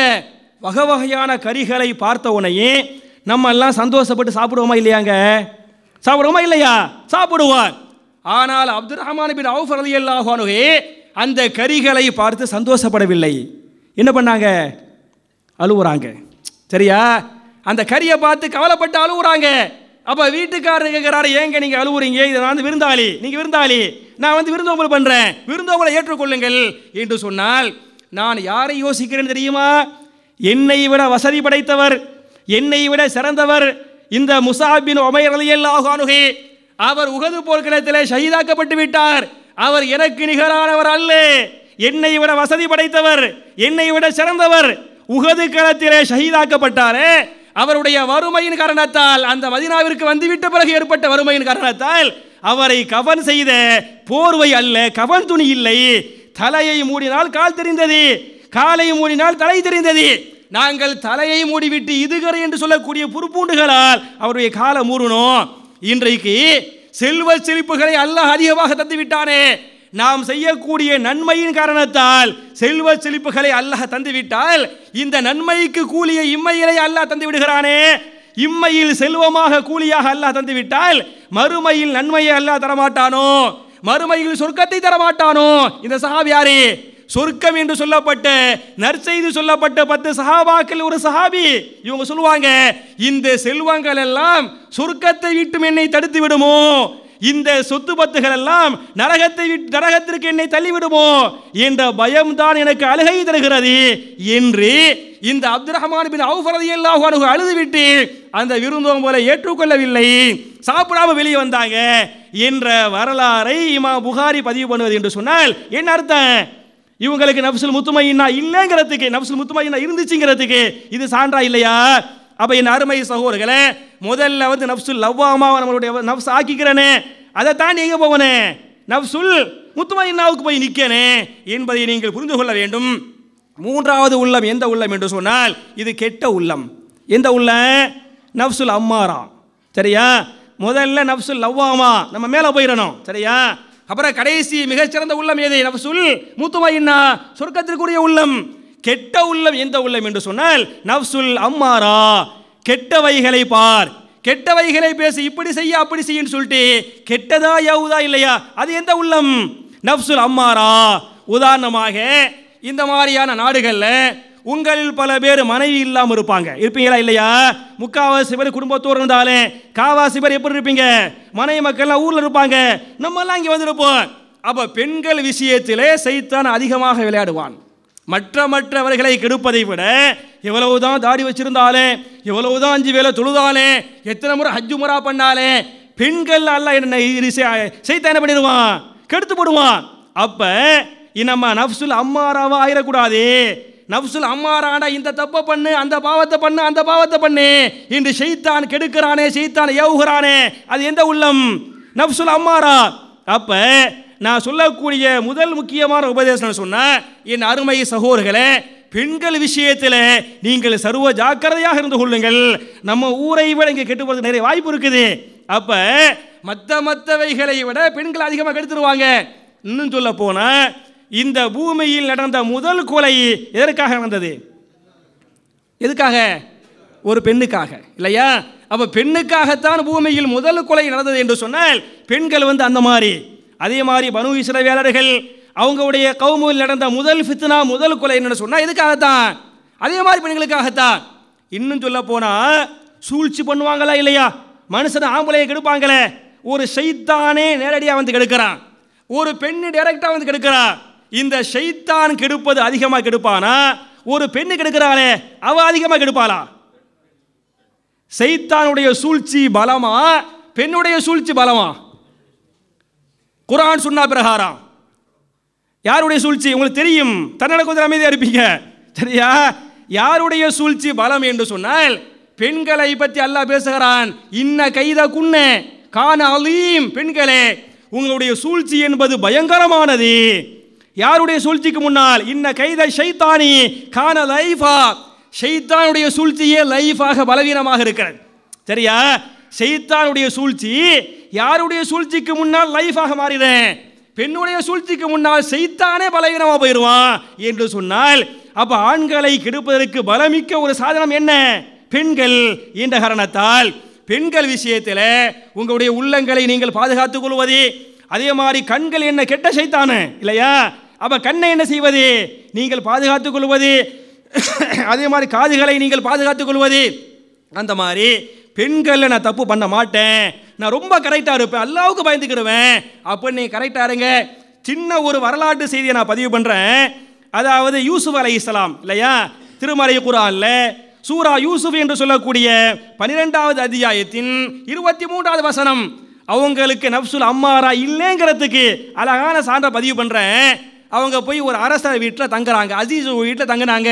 வீட்டில் யாருமே இல்லை. அந்த அசீஸ் மனைவி என்ன பண்ணுது? கதவை பூட்டி கொண்டால். பூட்டி கொண்டு என்ன பண்ணினாள்? ஹைத்தலாக், இவனுடைய ஆசைக்கு நீ கட்டுப்படு என்று அழைத்தாள். அப்படி எல்லா விதமான சந்தர்ப்ப வாய்ப்புகள். நாங்கள் அதாவதுங்க, நல்லவன் விபச்சாரம் பண்ணாதவன் எல்லாம் நல்லவன் என்று சொல்ல முடியாது. யார் நல்லவன் தெரியுமா? யார் நல்லவன்? விபச்சாரம் செய்வதற்கு வாய்ப்பு கிடைத்தும் நான் பண்ண மாட்டேன், நான் அல்லாஹ்வுக்கு பயப்படுறேன் என்று வருகிறானே, அவன் தான் யாரு? உண்மையில் இறையச்சம் உள்ளவன். அப்ப யூசுப் நபிக்கு விபச்சாரம் பண்ணுகின்ற வாய்ப்பு கிடையாது. பெண்ணை கூப்பிடுறான், வீட்டில் யாருமே இல்லை. அப்படி அழைக்கிற போது அவங்க சொன்ன வார்த்தை என்ன? கால மஆதல்லாஹ், நான் அல்லாஹ்வுக்கு அஞ்சுகிறேன், நான் அல்லாஹ்வுக்கு பயப்படுகிறேன் என்று சொல்லி பின்வாங்கினாங்களே இல்லையா? அப்ப யூசுப் நபியுடைய வரலாறை குர்ஆனில் அல்லாஹ் பதிவு செய்கிறானே. குர்ஆன் என்ன வரலாற்று கிதாபா? ஏன் அல்லாஹ் பதிவு செய்கிறான்? இது போன்ற பாடங்களை நீங்கள் பெற வேண்டும், இது போன்ற படிப்பினைகளை இறையச்சத்தை நீங்கள் பெற வேண்டும் என்ற காரணத்தால நமக்கெல்லாம் சேர்த்து அல்லாஹ் என்ன பண்றான்? உபதேசம் பண்ணுகிறான். என்ற காரணத்தால என் அருமை சகோதரர்களே, பெண்கள் விஷயத்தில் ஷைத்தான் அதிகமாக கெடுப்பான், நஃப்சுல் அம்மாராவை தூண்டுவான். அதனால நான் தப்பான பார்வை பார்க்க மாட்டேன், தப்பான பேச்சை பேச மாட்டேன், தப்பான செய்தியில் கேட்க மாட்டேன். அதில் நான் கரெக்ட். பெண்கள் நெருப்பை போன்றவர்கள், நெருப்புமா நான் இருப்பேன் என்பதை நீங்கள் ஆக்கிக் கொள்ளுங்கள். ரெண்டாவது ஷைத்தான் எதில் அதிகமாக கெடுப்பான்னு சொன்னா, காசு பணம். ஏழை கெடுப்பானா? பெண்ணுக்கு அடுத்தபடியா காசு பணத்தை ஷைத்தான் அதிக கெடுப்பான். ஒரு ஹதீஸ் வருது, நபிகளா சொல்லி காட்டுறாங்க, இன்ன ஃபித்னத உம்மத்தி அல்மாலு வன்னிசா. இதனுடைய உம்மத்திற்கு ஃபித்னாவே என்ன என்று சொன்னால் ரெண்டு தான் ஃபித்னா. முதல் ஃபித்னா என்ன? பெண்ணு. ரெண்டாவது ஃபித்னா என்ன? செல்வம், மால். சரியா? மால் என்பது பெரிய ஃபித்னாவாக இருக்கிறது அப்படின்னு ஹதீஸ் வருகிறது. அப்ப காசு பணங்களை கையாளுகின்ற விஷயத்தில் இது ஹலாலா ஹராமா, இப்படி வியாபாரம் பண்ணலாமா பண்ணக்கூடாதா, இதை அல்லாஹ் அனுமதிச்சாங்களா இல்லையா என்பதை ஒன்றுக்கு பல முறை நீங்கள் ஆய்வு செய்யுங்கள். எவ்வளோ பெரிய நல்லவனையே எப்படி பெண்கள் கெடுத்துருவாங்களோ அது மாதிரி எதுவும் கெடுத்துறேன். செல்வம் கெடுத்து விடும், காசு பணங்கள் கெடுத்து விடும், ஷைத்தான் கெடுத்துருவான் என்ற காரணத்தால் நிறைய காசு பணம் வரும். அப்ப வருகிற போது இந்த பணம் கரெக்ட் தானா, வரக்கூடிய வழி ஹலால் தானா என்பதை ஒரு முறை அல்ல நீங்கள் பலமுறை என்ன செய்து கொள்ளுங்கள், ஆய்வு செய்து கொள்ளுங்கள் என்பது இரண்டாவது செய்தி. மூணாவது செய்தி என்னன்னு சொன்னா, ஷைத்தான் சில நேரத்தில் சொல்லுவானா, அல்லாஹ் விஷயத்தில் நல்லவ மாதிரி ஷைத்தான் உள்ள வருவானா, நல்லவ மாதிரி ஷைத்தான் உள்ள அல்லாஹ்வுடைய விஷயத்துக்கு வருவானா? ஒன்றும் இல்லை. நம்மெல்லாம் தொழுகிறோமா இல்லையா? தொழுகைக்குள்ளே சைத்தான் வருவானா மாட்டானா? கண்டிப்பாக வருவான். தொழுகைக்குள்ளே கண்டிப்பாக ஒரு சைத்தான் உள்ளே வர்றானே, அந்த சைத்தானுக்கு என்ன பேர்? தொழுகையில் வருவான்லங்க, நம்ம யாருக்கும் வராமல் இருந்திருக்க மாட்டான் இல்லையா? நம்ம எல்லாருடைய அதனால தான் ரக்காத்தில் தடுமாறுமா இல்லையா? இமாமுக்கே தடுமாறுது. அப்போ தடுமாறுகிறது, தடுமாறுனா என்ன அர்த்தம்? மேப்படியாக வந்துட்டு போயிட்டான்னு அர்த்தம். அதான் அதான் உண்மை, சரியா? அவ சில சைத்தானிய இனங்களை அல்லாஹ் படைத்திருக்கிறான். அவங்க வேலையை என்ன அப்படின்னு சொன்னா, தொழுகையாளுடைய இதயத்திலே ஊசலாடுவது. உதுக்குறு கதா வதுக்குறு கதா லிமாலம் எதுக்குறு மின் கவுல். தொழுகையாளியே இதை நினைத்துப்பார் அதை நினைத்துப்பார் என்று தொழுகைக்கு வெளியே வராத எண்ணங்களை எல்லாம் தொழுகைக்குள் என்ன செய்வானா? சைத்தா போடுவான். அப்படி போடுகின்ற ஒரு சைத்தானிய இனம், அந்த இனத்திற்கு நபிகள் நாயகம் ஒரு பேரை சொல்றாங்க. அது என்ன பேரு? கேள்விப்பட்டது இல்லையோ? தெரியும் உங்களுக்கு. எனக்கு தெரியாதுலாம் நான் போட மாட்டேன். தன்னடக்கம், சரியா? அந்த இப்லீஸ்னா எல்லாத்துக்கும் மேலே உள்ள ஆள், அவன் தான் தலைவன். அது கீழே ஒரு படைப்பட்டாலும் இருக்குமா இல்லையா? ரசூல்லா சொன்ன பேரு ஹின்சப். பேர் என்ன? ஹின்சப். சஹீஹ் முஸ்லிம் ஹதீஸ் வருகிறது. ஹின்சப் என்று சொல்லக்கூடிய ஷைத்தானிய இனத்தை அல்லாஹ் படைத்திருக்கிறான். அந்த ஹின்சப் ஷைத்தானுடைய வேலைகள் எல்லாம் என்ன? பள்ளிக்குள்ள வர்றதா, தொழுகையாவுடைய இதயங்களிலே ஊசலாடுவது, அந்த இஹ்லாஸை என்ன செய்வது? கெடுப்பது, அதான் வேலை. அப்ப ஹின்சப் என்ற ஷைத்தானை உள்ளே வந்து விட்டால் அந்த ஹின்சபை நீங்கள் விரட்டுங்கள். எப்படி விரட்ட வேண்டும் என்று சொன்னால், உடனே நீங்கள் அஊது பில்லாஹி மினஷ் ஷைத்தானிர் ரஜீம் என்று சொல்லுங்கள். ஹதீஸ், சரியா? நம்ம எல்லாம் இதெல்லாம் செத்து போன சுன்னத்து. யாராச்சும் இந்த சுன்னத்தை பண்ணிருக்கிறோமா? இந்த சுன்னத்து அல்ஹம்து சூரா ஓதிக்கிட்டு இருப்போம், சைத்தான் உள்ள வந்துடுவான். என்ன செய்யணும்? அஊது பில்லாஹி மினஷ் ஷைத்தானிர் ரஜீம் சொல்லுங்க, சரியா? ருக்குவுல சைத்தான் வருவானா இல்லையா? எப்பமெல்லாம் சிந்தனை தடுமாறுகிறதோ என்ன செய்யணுமா? நீங்கள் அவுதை சொல்லிக் கொள்ளுங்கள். அவுதை நீங்கள் சொல்லிக் கொண்டால் யாரு போயிடுவா? சைத்தான் போயிடுவான் என்று ஹதீஸ் சொல்கிறது. அப்ப சைத்தான் வந்து நல்லவங்களையும் கெடுப்பான். அதனால தான் ரசூலுல்லாஹி கட்டுறாங்க, தொழுகையில் நம்ம தொழுகிறோம் பத்தியலா, அப்போ நம்ம அம்மாரா உள்ள வரேன், சைத்தான் உள்ள வருவான். அப்ப நம்ம நினைக்கிறோமா, நம்ம யார்கிட்ட பேசுறோம்? தொழுகையில் அல்லாஹ்விடத்தில் பேசுகிறோம். அல்லாஹ்விடத்தில் பேசுவது மாத்திரமல்ல, ஒவ்வொரு வார்த்தைகளையும் அல்லாஹ் கேட்டுக்கொண்டிருக்கிறான். அவன் கேட்பது மாத்திரமல்ல, ஒவ்வொன்றுக்கும் அவன் என்ன செய்கிறான்? அல்லாஹ் பதிலும் சொல்லிக் கொண்டிருக்கிறான் என்ற உணர்வோடு எண்ணத்தோடு நீங்கள் தொழுவுங்கள். எப்படி அல்லாஹ்வுடைய பதில் என்று சொன்னால் எப்படி சொல்வானா? அல்ஹம்துலில்லாஹி ரப்பில் ஆலமீன் என்று ஒருவர் ஓதினால் அதற்கு அல்லாஹ்வுடைய பதில் என்ன என்று சொன்னால், ஹமிதனி அபுதி, என் அடியான் என்னை புகழ்ந்து விட்டான் என்று அல்லாஹ் பதில் சொல்லுவான். அர் ரஹ்மானிர் ரஹீம் என்று ஓதினால் அஸ்னா அலைய அபுதி, என் அடியான் என்னை அதிகமாக புகழ்ந்து விட்டான் என்று அல்லாஹ் சொல்லுவான். ஈயாக்க நஅபுது வ ஈயாக்க நஸ்தஈன், யா அல்லாஹ் நாங்கள் உன்னையே வணங்குகிறோம், உன்னிடமே உதவி தேடுகிறோம் என்று ஓதினால் அதற்கு அல்லாஹ் சொல்லுவான், ஹாதா பைனி வ பைன அபுதி வலி அபுதி மாசல், இதுதான் எனக்கும் என் அடியானுக்கும் உள்ள உறவு. நமக்கு அல்லாஹ்வுக்கு என்ன உறவு? என்னங்க உறவு? என்ன உறவு என்று சொன்னால், நாம் எல்லாம் அடிமைகள், அவன் யாரு? எஜமான். நாம் வணங்க வேண்டியவர்கள், அவன் யார்? வணங்கப்படுவதற்கு தகுதி உள்ளவன். அப்ப அல்லாஹ் சொல்லுவானா, இதுதான் எனக்கு என் அடியானுக்கு உள்ள உறவு என்று சொல்லிவிட்டு, வலி அபுதி மாசால், என் அடியானின் இடத்திலே எதை வேண்டுகிறானோ, துனியாவை கேட்கிறா பாருங்க, ஈயாக்க நஅபுது வ ஈயாக்க நஸ்தஈன் சொன்னா எந்த உதவி?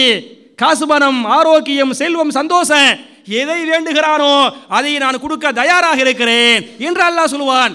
இஹ்தினா ஸிராத்தல் முஸ்தகீம், நேரான வழியில் எங்களை நடத்துவாயாக என்பதிலிருந்து கடைசி வரை ஓதுகிற போது அதை கேட்டு அல்லாஹ் பதில் சொல்லுவான். வலி அபுதி மாசால், என் அடியான ஹிதாயத்தை கேட்கிறானா, ஹிதாயத்தின் மூலமாக நரகத்தை விட்டு பாதுகாப்பு கேட்கிறானா, அதன் மூலமாக சொர்க்கத்தை கேட்கிறானா, அவன் கேட்பதை கொடுக்க நான் தயாராக இருக்கிறேன் என்று அல்லாஹ் சொல்லுவதாக நபிகள் நான் சொல்லி காட்டுறாங்களே. அப்ப என் அருமை சகோதரர்களே, தாய்மார்களே, இந்த நஃப்சுல் அம்மாராவை பொறுத்தவரை உள்ளுக்குள்ள தொழுகையிலே வருவான். அப்படி வருகிற போது நம்ம எப்படி தொழுவனே? அல்லாஹ்ட்ட பேசுற மாதிரி, அல்லாஹ்வுடைய பதிலை காதிலே கேட்பது மாதிரி நீங்க தொழுது பாருங்க. அல்ஹம்துலில்லாஹி ரப்பில் ஆலமீன். பதில் என்ன? பதில் என்னங்க? ஹமிதனி அபுதி, அர் ரஹ்மானிர் ரஹீம் ஹஸனா அலைய அபுதி, மாலிக் யௌமித்தீன் மஜ்ஜதனி அபுதி, ஈயாக்க நஅபுது வ ஈயாக்க நஸ்தஈன், ஹாதா பைனி வ பைன அபுதி வலி அபுதி மாசால். இஹ்தினா ஸிராத்தல் முஸ்தகீம் வலி அப்தி மாஸல் என்று சொல்லி அல்லாஹ்வுடைய பதிலை ஒவ்வொரு அதனால தான் ரசூல் ஸல்லல்லாஹு அலைஹி வஸல்லம் குர்ஆனை ஓதுகிற போது எப்படி ஓதுவாங்க? ஒரே மூச்சில் ஒரு சூரா ஓத மாட்டாங்க. ஆயத்தன் ஆயத்தன் ஆயத்தாக மூச்சு விட்டு ஓதுவாங்க. அப்போ அல்லாஹ்வுடைய பதிலை கேட்ட வண்ணமாக ஓதுகிறார்கள் என்று சொன்னால் அந்த அல்லாஹ்வுடைய பயம் வருமா வராதா? நபிகள் நாயகம் ஸல்லல்லாஹு அலைஹி வஸல்லம் தொழுகையில் அழுதார்கள் இல்லையா? அவர்கள் தேமி அழுதார்கள், சப்தமிட்டு அழுதார்கள். அவர்களுடைய அழுகுரலை கேட்டு பின்னால் இருக்கின்ற சஹாபாக்கள் அழுதார்கள் என்ற ஹதீஸை நீங்கள் படித்திருக்கலாம். என் அருமை சகோதரர்களே, தாய்மார்களே, நான் உங்கள்கிட்ட கேட்கிறேன், நம்ம எல்லாம் 40 வருஷமா 50 வருஷமா தொழுகிறோமா இல்லையா? ஏதாவது ஒரு தொழுகை உங்களை அழ வைத்திருக்கிறதா? தொழுகையில் அழுகை வந்திருக்கிறதா? ஏன் அழுகை வரவில்லை? அதனுடைய அந்த அர்த்தம் புரியவில்லை, இறையச்சம் வரவில்லை. அப்ப என் அருமை சகோதரர்களே, தொழுகைக்குள்ளே சைத்தான் வருவான், நம்மளை வந்து கெடுப்பான், அம்மாரா உள்ள வருவான். அதே மாதிரி சைத்தான் என்ன சொல்லுவான் அப்படின்னு சொன்னா, ஒரு ஹதீஸை இமாம் புகாரி 3276வது ஹதீஸாக இந்த ஹதீஸை பதிவு பண்றாங்க. சைத்தான் நிறைய யோசிக்க வைப்பானா. யோசிப்பது தப்பு கிடையாது. ஆனால் எதை யோசிக்க வேண்டுமோ அதை யோசிக்க வேண்டும். எதை யோசிக்க கூடாதுன்னு செய்யக்கூடாது, யோசிக்க கூடாது. அல்லாஹ்வுடைய படைப்பினங்களை நாம் சிந்தித்து பார்க்க வேண்டுமே தவிர அல்லாஹ்வை சிந்திக்கலாமா? ஹலகுது பியதைய, நான் ஆதமை என்னுடைய 2 கைகளால் படைத்தேன். ஆயத்து இருக்கா இல்லையா? குர்ஆன்ல ஆயத்து இருக்குது.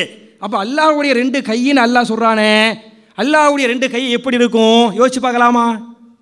யோசிச்சு பார்க்க கூடாது. அல்லாஹ் என்ன செய்வானா? நரகத்தில் கொண்டு போய் காலை வைப்பேன், நரகம் என்ன செய்யும்? கத் போதும் என்று நரகமே கதரும் என்று ஹதீஸ் இருக்கிறது. அல்லாஹ்வுடைய கால் எப்போ யோசிச்சு பார்க்கலாமா? அப்ப எதை யோசிக்க வேண்டும்? அல்லாஹ்வுடைய படைப்பனங்களை யோசிக்க வேண்டுமே தவிர எதை யோசிக்க கூடாது? அல்லாஹ்வை யோசிக்க கூடாது. இன்றைக்கு நம்ம தமிழ்நாட்டு சகோதரர்களை பொறுத்தவரை ரொம்ப யோசிப்பாங்க, ரொம்ப பேசுவாங்க.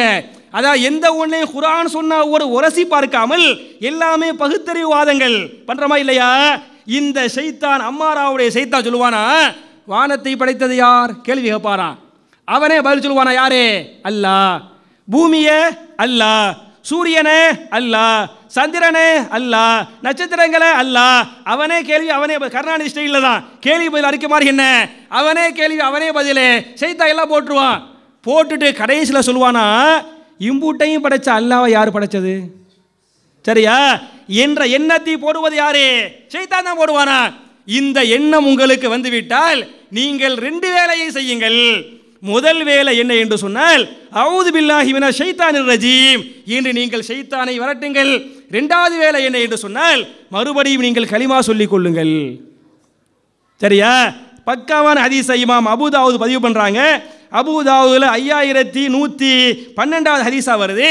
இந்த மாதிரி சைத்தான் வருவான், சைத்தான் சொல்லுவான், இது சைத்தானுடைய வேலை, ரொம்ப சிந்திப்பதாக சொல்லிக்கொண்டு சைத்தான் பண்ணிடுவான். அப்ப நீங்கள் அவுது சொல்வது மாத்திரமல்ல, ஏறக்குறைய இஸ்லாத்தை விட்டு நீங்கள் வெளியே விட்டீர்கள், மறுபடியும் உள்ள வரணுமா இல்லையா? ஏதோ சொல்லி உள்ள வரணும், கலிமா சொல்லி உள்ள வாங்க என்று ஹதீஸ் இருக்கிறது.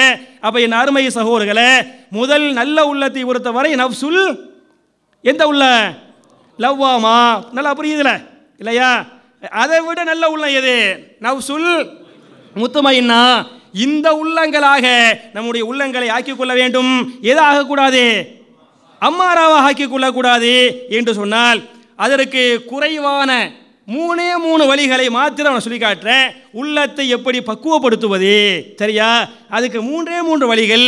முதல் சுருக்கமாக சொல்லி முடிச்சிடுறேன். முதல் வழி என்ன என்று சொன்னால், நிறைய நீங்கள் வாசிக்க கற்றுக்கொள்ளுங்கள். சரியா? நான் நேரடியாக உங்கள் மேலே குற்றம் சுமத்துகிறேன். என்னடா நம்மளை போனா போண்டு கூப்பிட்டா வந்து நம்ம மேலே குத்த சொல்கிறத நீங்கள் தப்பாக நினைக்க வேணாம். எனக்கு பட்டது குத்த வந்தால் சொல்லி தான் ஆவனேன் என்ற காரணத்தில் சொல்லிடுறேன். தமிழ் சமூகத்தை பொறுத்தவரை, அதிலும் குறிப்பாக தமிழ்நாட்டு நாங்கள் எல்லாம் தௌஹீத்வாதிகள், நாங்கள் எல்லாம் குர்ஆன் சுன்னாவை பேசக்கூடிய பின்பற்றக்கூடிய மக்கள் என்று பேசுகிறோமா இல்லையா? அவர்களுக்கு இருக்கக்கூடிய முதல் கூரை என்ன என்று சொன்னால், வாசிக்கக்கூடிய தன்மை பழக்கமே இல்லை. சரியா? எல்லாமே என் பேச்செல்லாம் இங்கே தான் வரும், எல்லாம் செவி வழி செய்தி. அவங்களுடைய கல்விலாம் என்ன? செவி வழி செய்தி. நெட்டில் கேட்டிருப்பாங்க, சீரியலை கேட்டிருப்பாங்க. இந்த மாதிரி கேள்வி மூலமாக வந்த செய்திகளை தவிர எந்த செய்தி இல்லை, படிப்பு மூலமாக வந்த செய்தி இல்லை. அதனால தான் நான் பயான் செய்கிறேன். ஏன் பயானை மட்டும் நீ கேட்குறீன்னு சொன்னால் எனக்கு எது சரியாக பட நான் பேசிட்டு போயிடுவேன். நீங்கள் என்ன செய்யணும்? எல்லாருடைய பயானை கேட்கணும். கேட்கறது மட்டும் இல்லை, நீங்கள் புஸ்தகங்களை நேரடியாக வாங்கி நீங்கள் என்ன செய்யணும்? படித்து பாருங்கள். நான் நேரடியாக உங்களை பார்த்து கேட்குறேன், உங்கள் எல்லாருடைய வீடுகள்லையும் தர்ஜுமத்துல் குர்ஆன் இருக்கும் இல்லையா? பல தர்ஜுமா இருக்கலாம், இருக்குமா இல்லையா? இருக்கும். உங்களில் எத்தனை சகோதரர்கள் தர்ஜுமத்துல் குர்ஆனை முழுமையாக படித்தவர்கள்? யோசிச்சு பாருங்க. இவ்வளோ பெரிய கூட்டத்தில் எவ்வளோ பேர்? விரல் விட்டு எண்ணப்படக்கூடிய 2-3 சகோதரர்கள் இல்லையா? நீங்கள் எல்லாம் எத்தனை வருஷம் முஸ்லீம்கள்? 40 வருஷம் 50 வருஷம் முஸ்லீம்கள் இல்லையா? அதுக்கு மேலே நாங்கள் 25 வருஷமாக குர்ஆன் சுன்னாவை பின்பற்றக்கூடியவர்கள். நான் கேட்குறேன், குர்ஆன் சுன்னாவை பின்பற்றுவது என்று சொன்னால் குர்ஆன் சுன்னாவில் குர்ஆனை ஓது என்று குர்ஆனில் இல்லையா? இருக்குதா இல்லையாங்க? ஒன்றும் இல்லை. குர்ஆன் என்ற வார்த்தை எந்த மொழி? அரபி. அரபியா தமிழா? அரபிங்க, சந்தேகமே இல்லை. குர்ஆன்ங்கிற வார்த்தை அரபி வார்த்தை, சரியா? அதுக்கு என்ன அர்த்தம் தமிழில்? மறுபடியும் மறுபடியும் படிக்க வேண்டியது. கரா என்றால் ஓதினான். கரானா என்ன? ஓதினான். இக்கர ஓதுங்கள். அதிலிருந்து கரா தான் மூல சொல்லு. அதிலிருந்து வந்த வார்த்தையை தான் குர்ஆன். மறுபடியும் மறுபடியும் ஓத வேண்டியது. அப்போ ஓத வேண்டியது என்று சொல்லிவிட்டு எனக்கு ஓத தெரியாது, நான் ஓத மாட்டேன், நான் சிந்திக்க மாட்டேன் என்று சொன்னால் என்ன நீங்களாம் முஸ்லிம்கள்? அப்போ என் அருமை சகோதரர்களே, குர்ஆன் தர்ஜுமத்துல் குர்ஆன் பல ஆண்டுகளாக 20 ஆண்டுகள் 30 ஆண்டுகள் 40 ஆண்டுகளாக உங்களுடைய வீடு உங்கள்கிட்ட நல்ல பழக்கம் என்ன தெரியுமா? நீங்கள் நிறைய காசு போட்டு எல்லா புத்தகத்தையும் வாங்குவீங்க, சரியா? நீங்கள் காசில் நீங்கள் கஞ்சப்பட மாட்டீங்க, காசு கொடுத்து நீங்கள் வாங்குவீங்க. என்ன கெட்ட பழக்கம்? படிக்க மாட்டீங்க, சரியா? இது நான் உங்கள்கிட்ட மட்டும் இல்லை, பல நாடுகளுக்கு போகிறனால, பல ஊர்களுக்கு போகிறனால என்னுடைய அனுபவத்தை சொல்கிறேன். உங்களில் தர்ஜுமத்துல் குர்ஆனை நீங்கள் முழுமையாக படிக்கவில்லை என்று சொன்னால் எப்படிங்க ஞானம் கிடைக்கும்? உண்மையான ஞானம் எங்கே கிடைக்குது? குர்ஆனில் இருக்கிறது. அதே மாதிரி நான் கேட்குறேன், உங்களில் சஹீஹுல் புகாரி மாதிரி பெரிய கிதாபை நான் கேட்கல. சின்ன ஒரு ஹதீஸ் கிதாபு ரியாது சாலிஹீன் கேள்விப்பட்டிருக்கிறீங்களா? அழகான ஹதீஸ் கிதாப் உங்கள் எல்லாருடைய வீடுகளிலும் இருக்கலாம். ரியாது சாலிஹீனை முழுமையாக படித்த சகோதரர்கள் எத்தனை பேர்? எவ்வளோ பேருங்க? 1 2 0 தேரலாம், சரியா? அப்போ ரியாது சாலிஹீன் சின்ன ஹதீஸ் கிதாபு. உங்களுக்கு அந்த கிதாப் இருப்பது தெரியும், தமிழில் வந்துருச்சு, பல ஆண்டுகள் ஆகிவிட்டன. ஏன் நீங்கள் படிக்கவில்லை? அந்த சிந்தனை இல்லை. உங்களுக்கு படிக்க நேரம் இல்லையா? நேரமெல்லாம் இருக்கிறது, அந்த சிந்தனை இல்லை. அதே மாதிரி அழகான வரலாற்று கிதாபு அர் ரஹீக்குல் மக்தூம் தமிழில் வந்துவிட்டது, உங்கள்கிட்ட இருக்கு. ரஹீக்குல் மக்தூமை படித்த சகோதரர்கள் எத்தனை பேர்? எத்தனை பேருங்க? ஏதோ 2 பேர். எல்லாமே என்னதான்? 2 பேர் 3 பேர் தான். அப்போ உங்களுக்கு தெரியுதா? உங்களுடைய நோய் தெரிஞ்சாதான் மருத்துவம் பண்ண முடியும், சரியா? நம்ம தமிழ்நாட்டு தௌஹீத்வாதிகளை பொறுத்தவரை ஒன்றுமே தெரியாது, நினைச்சுக்கிறவாக நான் பெரிய ஹீரோவாக ஆயிட்டேன், நான் தான் இப்னு ஹஜருக்கு உஸ்தாதாக இருக்கிறேன் என்பது உங்களுடைய நினைப்பு. ஆனால் உங்களையே நீங்கள் ஆய்வு செய்தால் என்ன தெரிகிறது? நம்மள்கிட்ட ஞானம் குறைவு, நம்ம நிறைய படிக்கலை, நிறைய படிக்கணும். நான் கேட்குறேன், என்னைய கூட சொன்னாங்க, நான் ஹாஃபிஸா படிச்சுக்கிறேன், இது படிச்சுக்கிறேன், அது படிச்சுக்கிறேன்னு சொல்லிட்டு நிறைய துவாக்கள் நம்ம தமிழ்நாட்டு மக்களுக்கு தெரியாதுங்க. நான் ஊரில் இருந்து பல வருஷம் தாவா செஞ்சு போட்டு தான் சவுதிக்கு போகிறேன். சவுதிக்கு போனால் அந்த சவுதியா ஃப்ளைட்டு பிரயாண துவா ஓதுகிறார், சரியா? உங்களில் எத்தனை பேருக்கு பிரயாண துவா தெரியும்? ஒரு 10% இல்லையா? சரியா? அதே மாதிரி சையதுல் இஸ்திக்ஃபார் கேள்விப்பட்டிருக்கிறீங்களா? கேள்விப்பட்டது இல்லை? சையதுல் இஸ்திக்ஃபார் கேள்விப்பட்டிருப்பீங்க. தன்னடக்கத்தோடு அமைதி, சரியா? அதாவது காலையில் இதை ஓதினால் மாலைக்குள் மரணித்தால் யாரா மூத்தா போறாரு? சொர்க்கவாசியா மூத்தா போவாரு. மாலையில் ஓதி காலையில் மரணித்தால் யாரு தான்? சொர்க்கவாசி. அப்ப அல்லாஹ் கொஞ்சம் பெருசா இருக்கேன். அல்லாஹும்ம அன்த ரப்பி லா இலாஹ இல்லா அன்த ஹலக்தனி வ அன அபுதுக வ அன அலா அஹ்திக வ வஅதிக மஸ்ததஅது அஊது பிக மின் ஷர்ரி மா ஸனஅது அபூஉ லக பி நிஅமதிக அலைய வ அபூஉ பி தம்பி ஃபக்ஃபிர் லி ஃபஇன்னஹு லா யக்ஃபிரு ذுனூப இல்லா அன்த என்பதை ஒருவர் காலையில் ஃபஜ்ர் ஸலாவுக்கு ஓதிவிட்டு மாலைக்குள் மரணித்தால் யாராக மரணிக்கிறார்? ஃபமாத்த மின் அஹ்லில் ஜன்னா, சொர்க்கவாசியாக மரணிக்கிறார். அவர் மாலையில் ஓதி காலைக்குள் மரணித்தால் யாராக மரணிக்கிறார்? சொர்க்கவாசியாக. எவ்வளவு அழகான ஒரு வாய்ப்பு கிடைக்கிறது. உங்களில் எவ்வளவு பேருக்கு மனப்பாடம், எவ்வளவு பேர் ஓதுறீங்க? ஆனால் நம்மளாம் யாரு? தௌஹீத்வாதி, சரியா? குர்ஆன் சுன்னாவை பின்பற்றக்கூடியவர்கள் தெரியாது. ஒன்று கேட்குறேன், நீங்கள் ஜனாசா தொழுகை தொழுத சகோதரர்கள்லாம் யாரு? கை தூங்க. என் லைஃப்பில் நான் ஜனாசா தொழுகை தொழுதுருக்கிறேன். ஜனாசா தொழுகை தொழுதுங்க இல்லை? நீங்கள்லாம் தொழுது இல்லை? ஊரில் தான் தொழுவிப்பிய இல்லையா? ஜனாசா தொழுகையில் ரசூல் ஸல்லல்லாஹு அலைஹி வஸல்லம் முதல் தக்பீருக்கு பிறகு அல்ஹம்து சூரா ஓதுறாங்க இல்லையா? ரெண்டாவது தக்பீருக்கு பிறகு ஸலவாத் ஓதினார்கள். மூன்றாவது தக்பீருக்கு பிறகு எதை ஓத வேண்டும்? என்ன துவா ஓதணும்? என்னங்க ஓதன? ரசூல்லா என்ன ஓத சொன்னாங்க?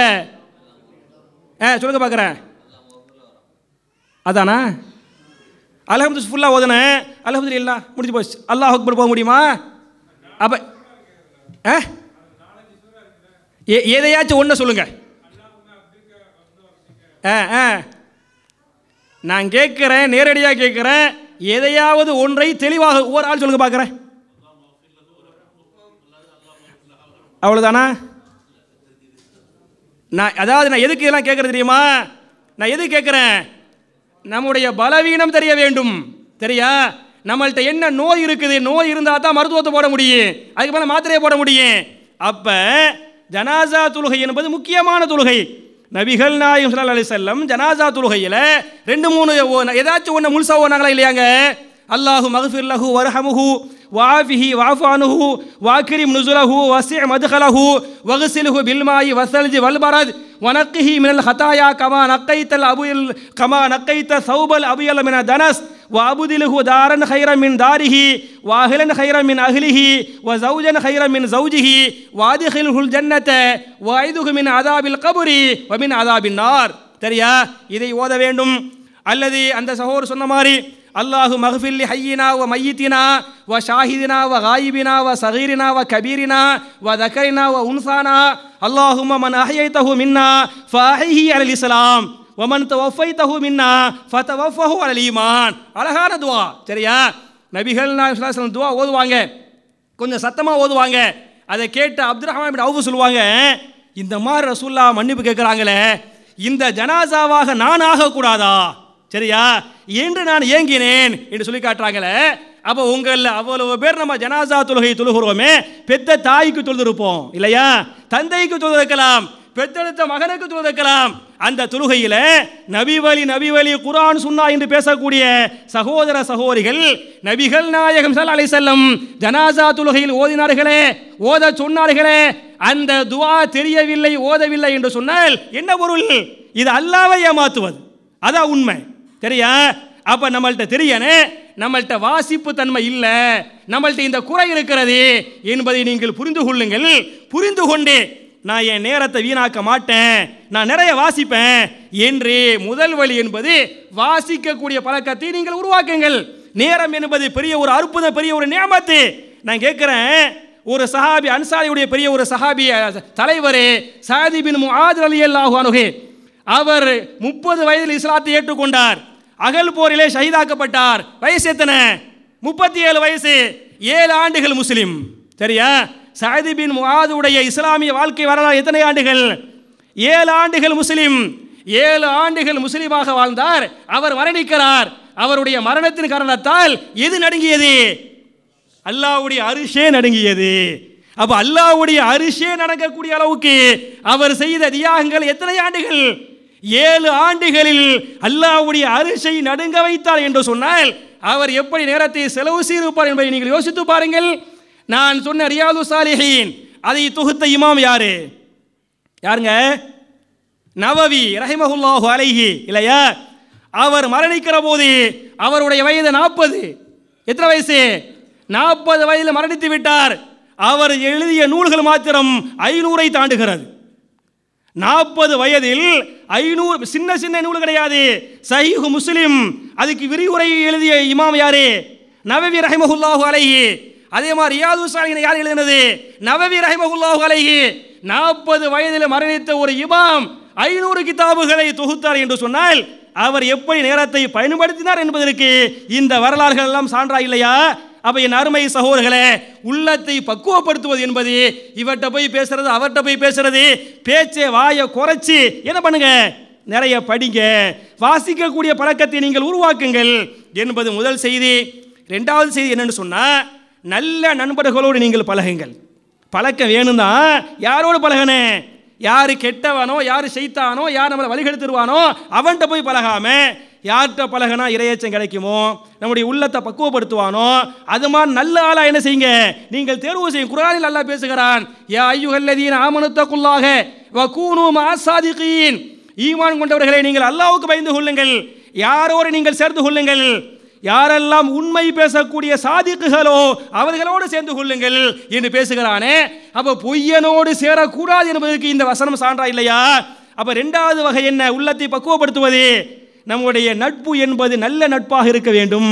நிறைய படிக்கணும், நிறைய நம்ம பேசுகிறோமா இல்லையா, நம்முடைய சகோதரர்கள் நண்பர்கள் எல்லாம் நல்லவர்களாக நீங்கள் உருவாக்குங்கள் என்பது இரண்டாவது. மூணாவது, சீட்டு வரனால கடைசியாக சொல்லி முடிச்சிடுறேன். என்ன அப்படின்னு சொன்னால், நிறைய துவா செய்யுங்க. சரியா, ஒரு 2 நிமிஷத்தை முடிச்சிடுவேன். என்ன துவான்னு சொன்னால், ரசூலுல்லாஹி ஸல்லல்லாஹு அலைஹி வஸல்லம் தன்னுடைய உள்ளத்துக்காக அல்லாஹ் துவா செய்வாங்களாம். அல்லாஹும்ம ஆத்தி நஃப்ஸி தக்வாஹா வஸக்கிஹா அன்த கைரு மன் ஸக்காஹா அன்த வலியுஹா வ மௌலாஹா. சரியா, இதை ஓதக்கூடிய சகோதரர் எத்தனை பேர்? இதுக்கு என்ன அர்த்தம்? அல்லாஹும்ம ஆத்தி நஃப்ஸி தக்வாஹா, யா அல்லாஹ் என்னுடைய உள்ளத்திற்கு நீ தக்வாவை இறையச்சத்தை தருவாயாக. வஸக்கிஹா, என் உள்ளத்தின் என்ன செய்வாயாக, பரிசுத்தப்படுத்துவாயாக.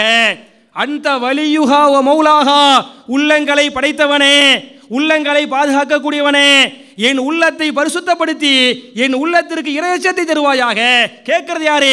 அல்லாஹ்வுடைய தூதர் கேட்கிறாங்க. அல்லாஹ்வே எனக்கு இன்னும் அதிகமான தக்வாவை தருவாயாக, அல்லாஹ்வே என் உள்ளத்தை நீ பரிசுத்தப்படுத்துவாயாக என்று நபிகள் நாயகம் ஸல்லல்லாஹு அலைஹி வஸல்லம் இந்த துஆவை எப்போது எங்கே அதிகமாக கேட்டாங்கன்னு சொன்னா, தஹஜ்ஜத் தொழுகை ஏல கேட்குறாங்க. தஹஜ்ஜத் தொழுகை, சஜதாவிலே கடந்து கொண்டு அல்லாஹும்ம ஆத்தி நஃப்ஸி தக்வாஹா வஸக்கிஹா அன்த கைரு மன் ஸக்காஹா அன்த வலியுஹா வ மௌலாஹா, உள்ளங்களை படைத்தவனே, உள்ளங்களை பாதுகாக்கக்கூடியவனே, என் உள்ளத்தை பரிசுத்தப்படுத்தி எனக்கு இறையச்சத்தை தக்வாவை தருவாயாக என்று துவா செஞ்சாங்களா இல்லையா? இந்த துவாவை நம்ம அதிகமாக கேட்கணும் என்பதை சொல்லிக்கொண்டு வாசிக்கக்கூடிய தன்மையை அதிகரிப்பது, நல்ல நட்புகளை அதிகரித்துக் கொள்வது, துவாக்களை அதிகரித்துக் கொள்வது, இது போன்ற காரியங்களை செய்து எப்படி சஹாபாக்கள் எல்லாம் நஃப்சுல் லவ்வாமாவிற்கு சொந்தக்காரர்களாக தன்னை ஆக்கி கொண்டார்களோ, அதையும் தாண்டி நஃப்சுல் முத்துமையின்னாவிற்கு சொந்தக்காரர்களாக தங்களை ஆக்கி கொண்டார்களோ, அது போன்ற இறையச்சத்தை, மாற்றத்தை, தாக்கத்தை நம்முடைய உள்ளங்களிலும் அல்லாஹ் போட்டு நம்முடைய பாவங்களை மன்னித்து நம்முடைய இபாதத்துகளை அல்லாஹ் அங்கீகரித்து நாளை மறுமையிலே மிக உயர்ந்த சொர்க்கமாகிய நபிமார்கள், சித்திகீன்கள், சுஹதாக்கள், சாலிஹீன்களோடு தங்கக்கூடிய பாக்கியத்தை நாம் அனைவருக்கும் அல்லாஹ் தந்தருள்வானாக என துஆ செய்து முடிக்கிறேன். வாஹிர் தாவானா அனில் ஹம்துலில்லாஹி ரப்பில் ஆலமீன். அஸ்ஸலாமு அலைக்கும்.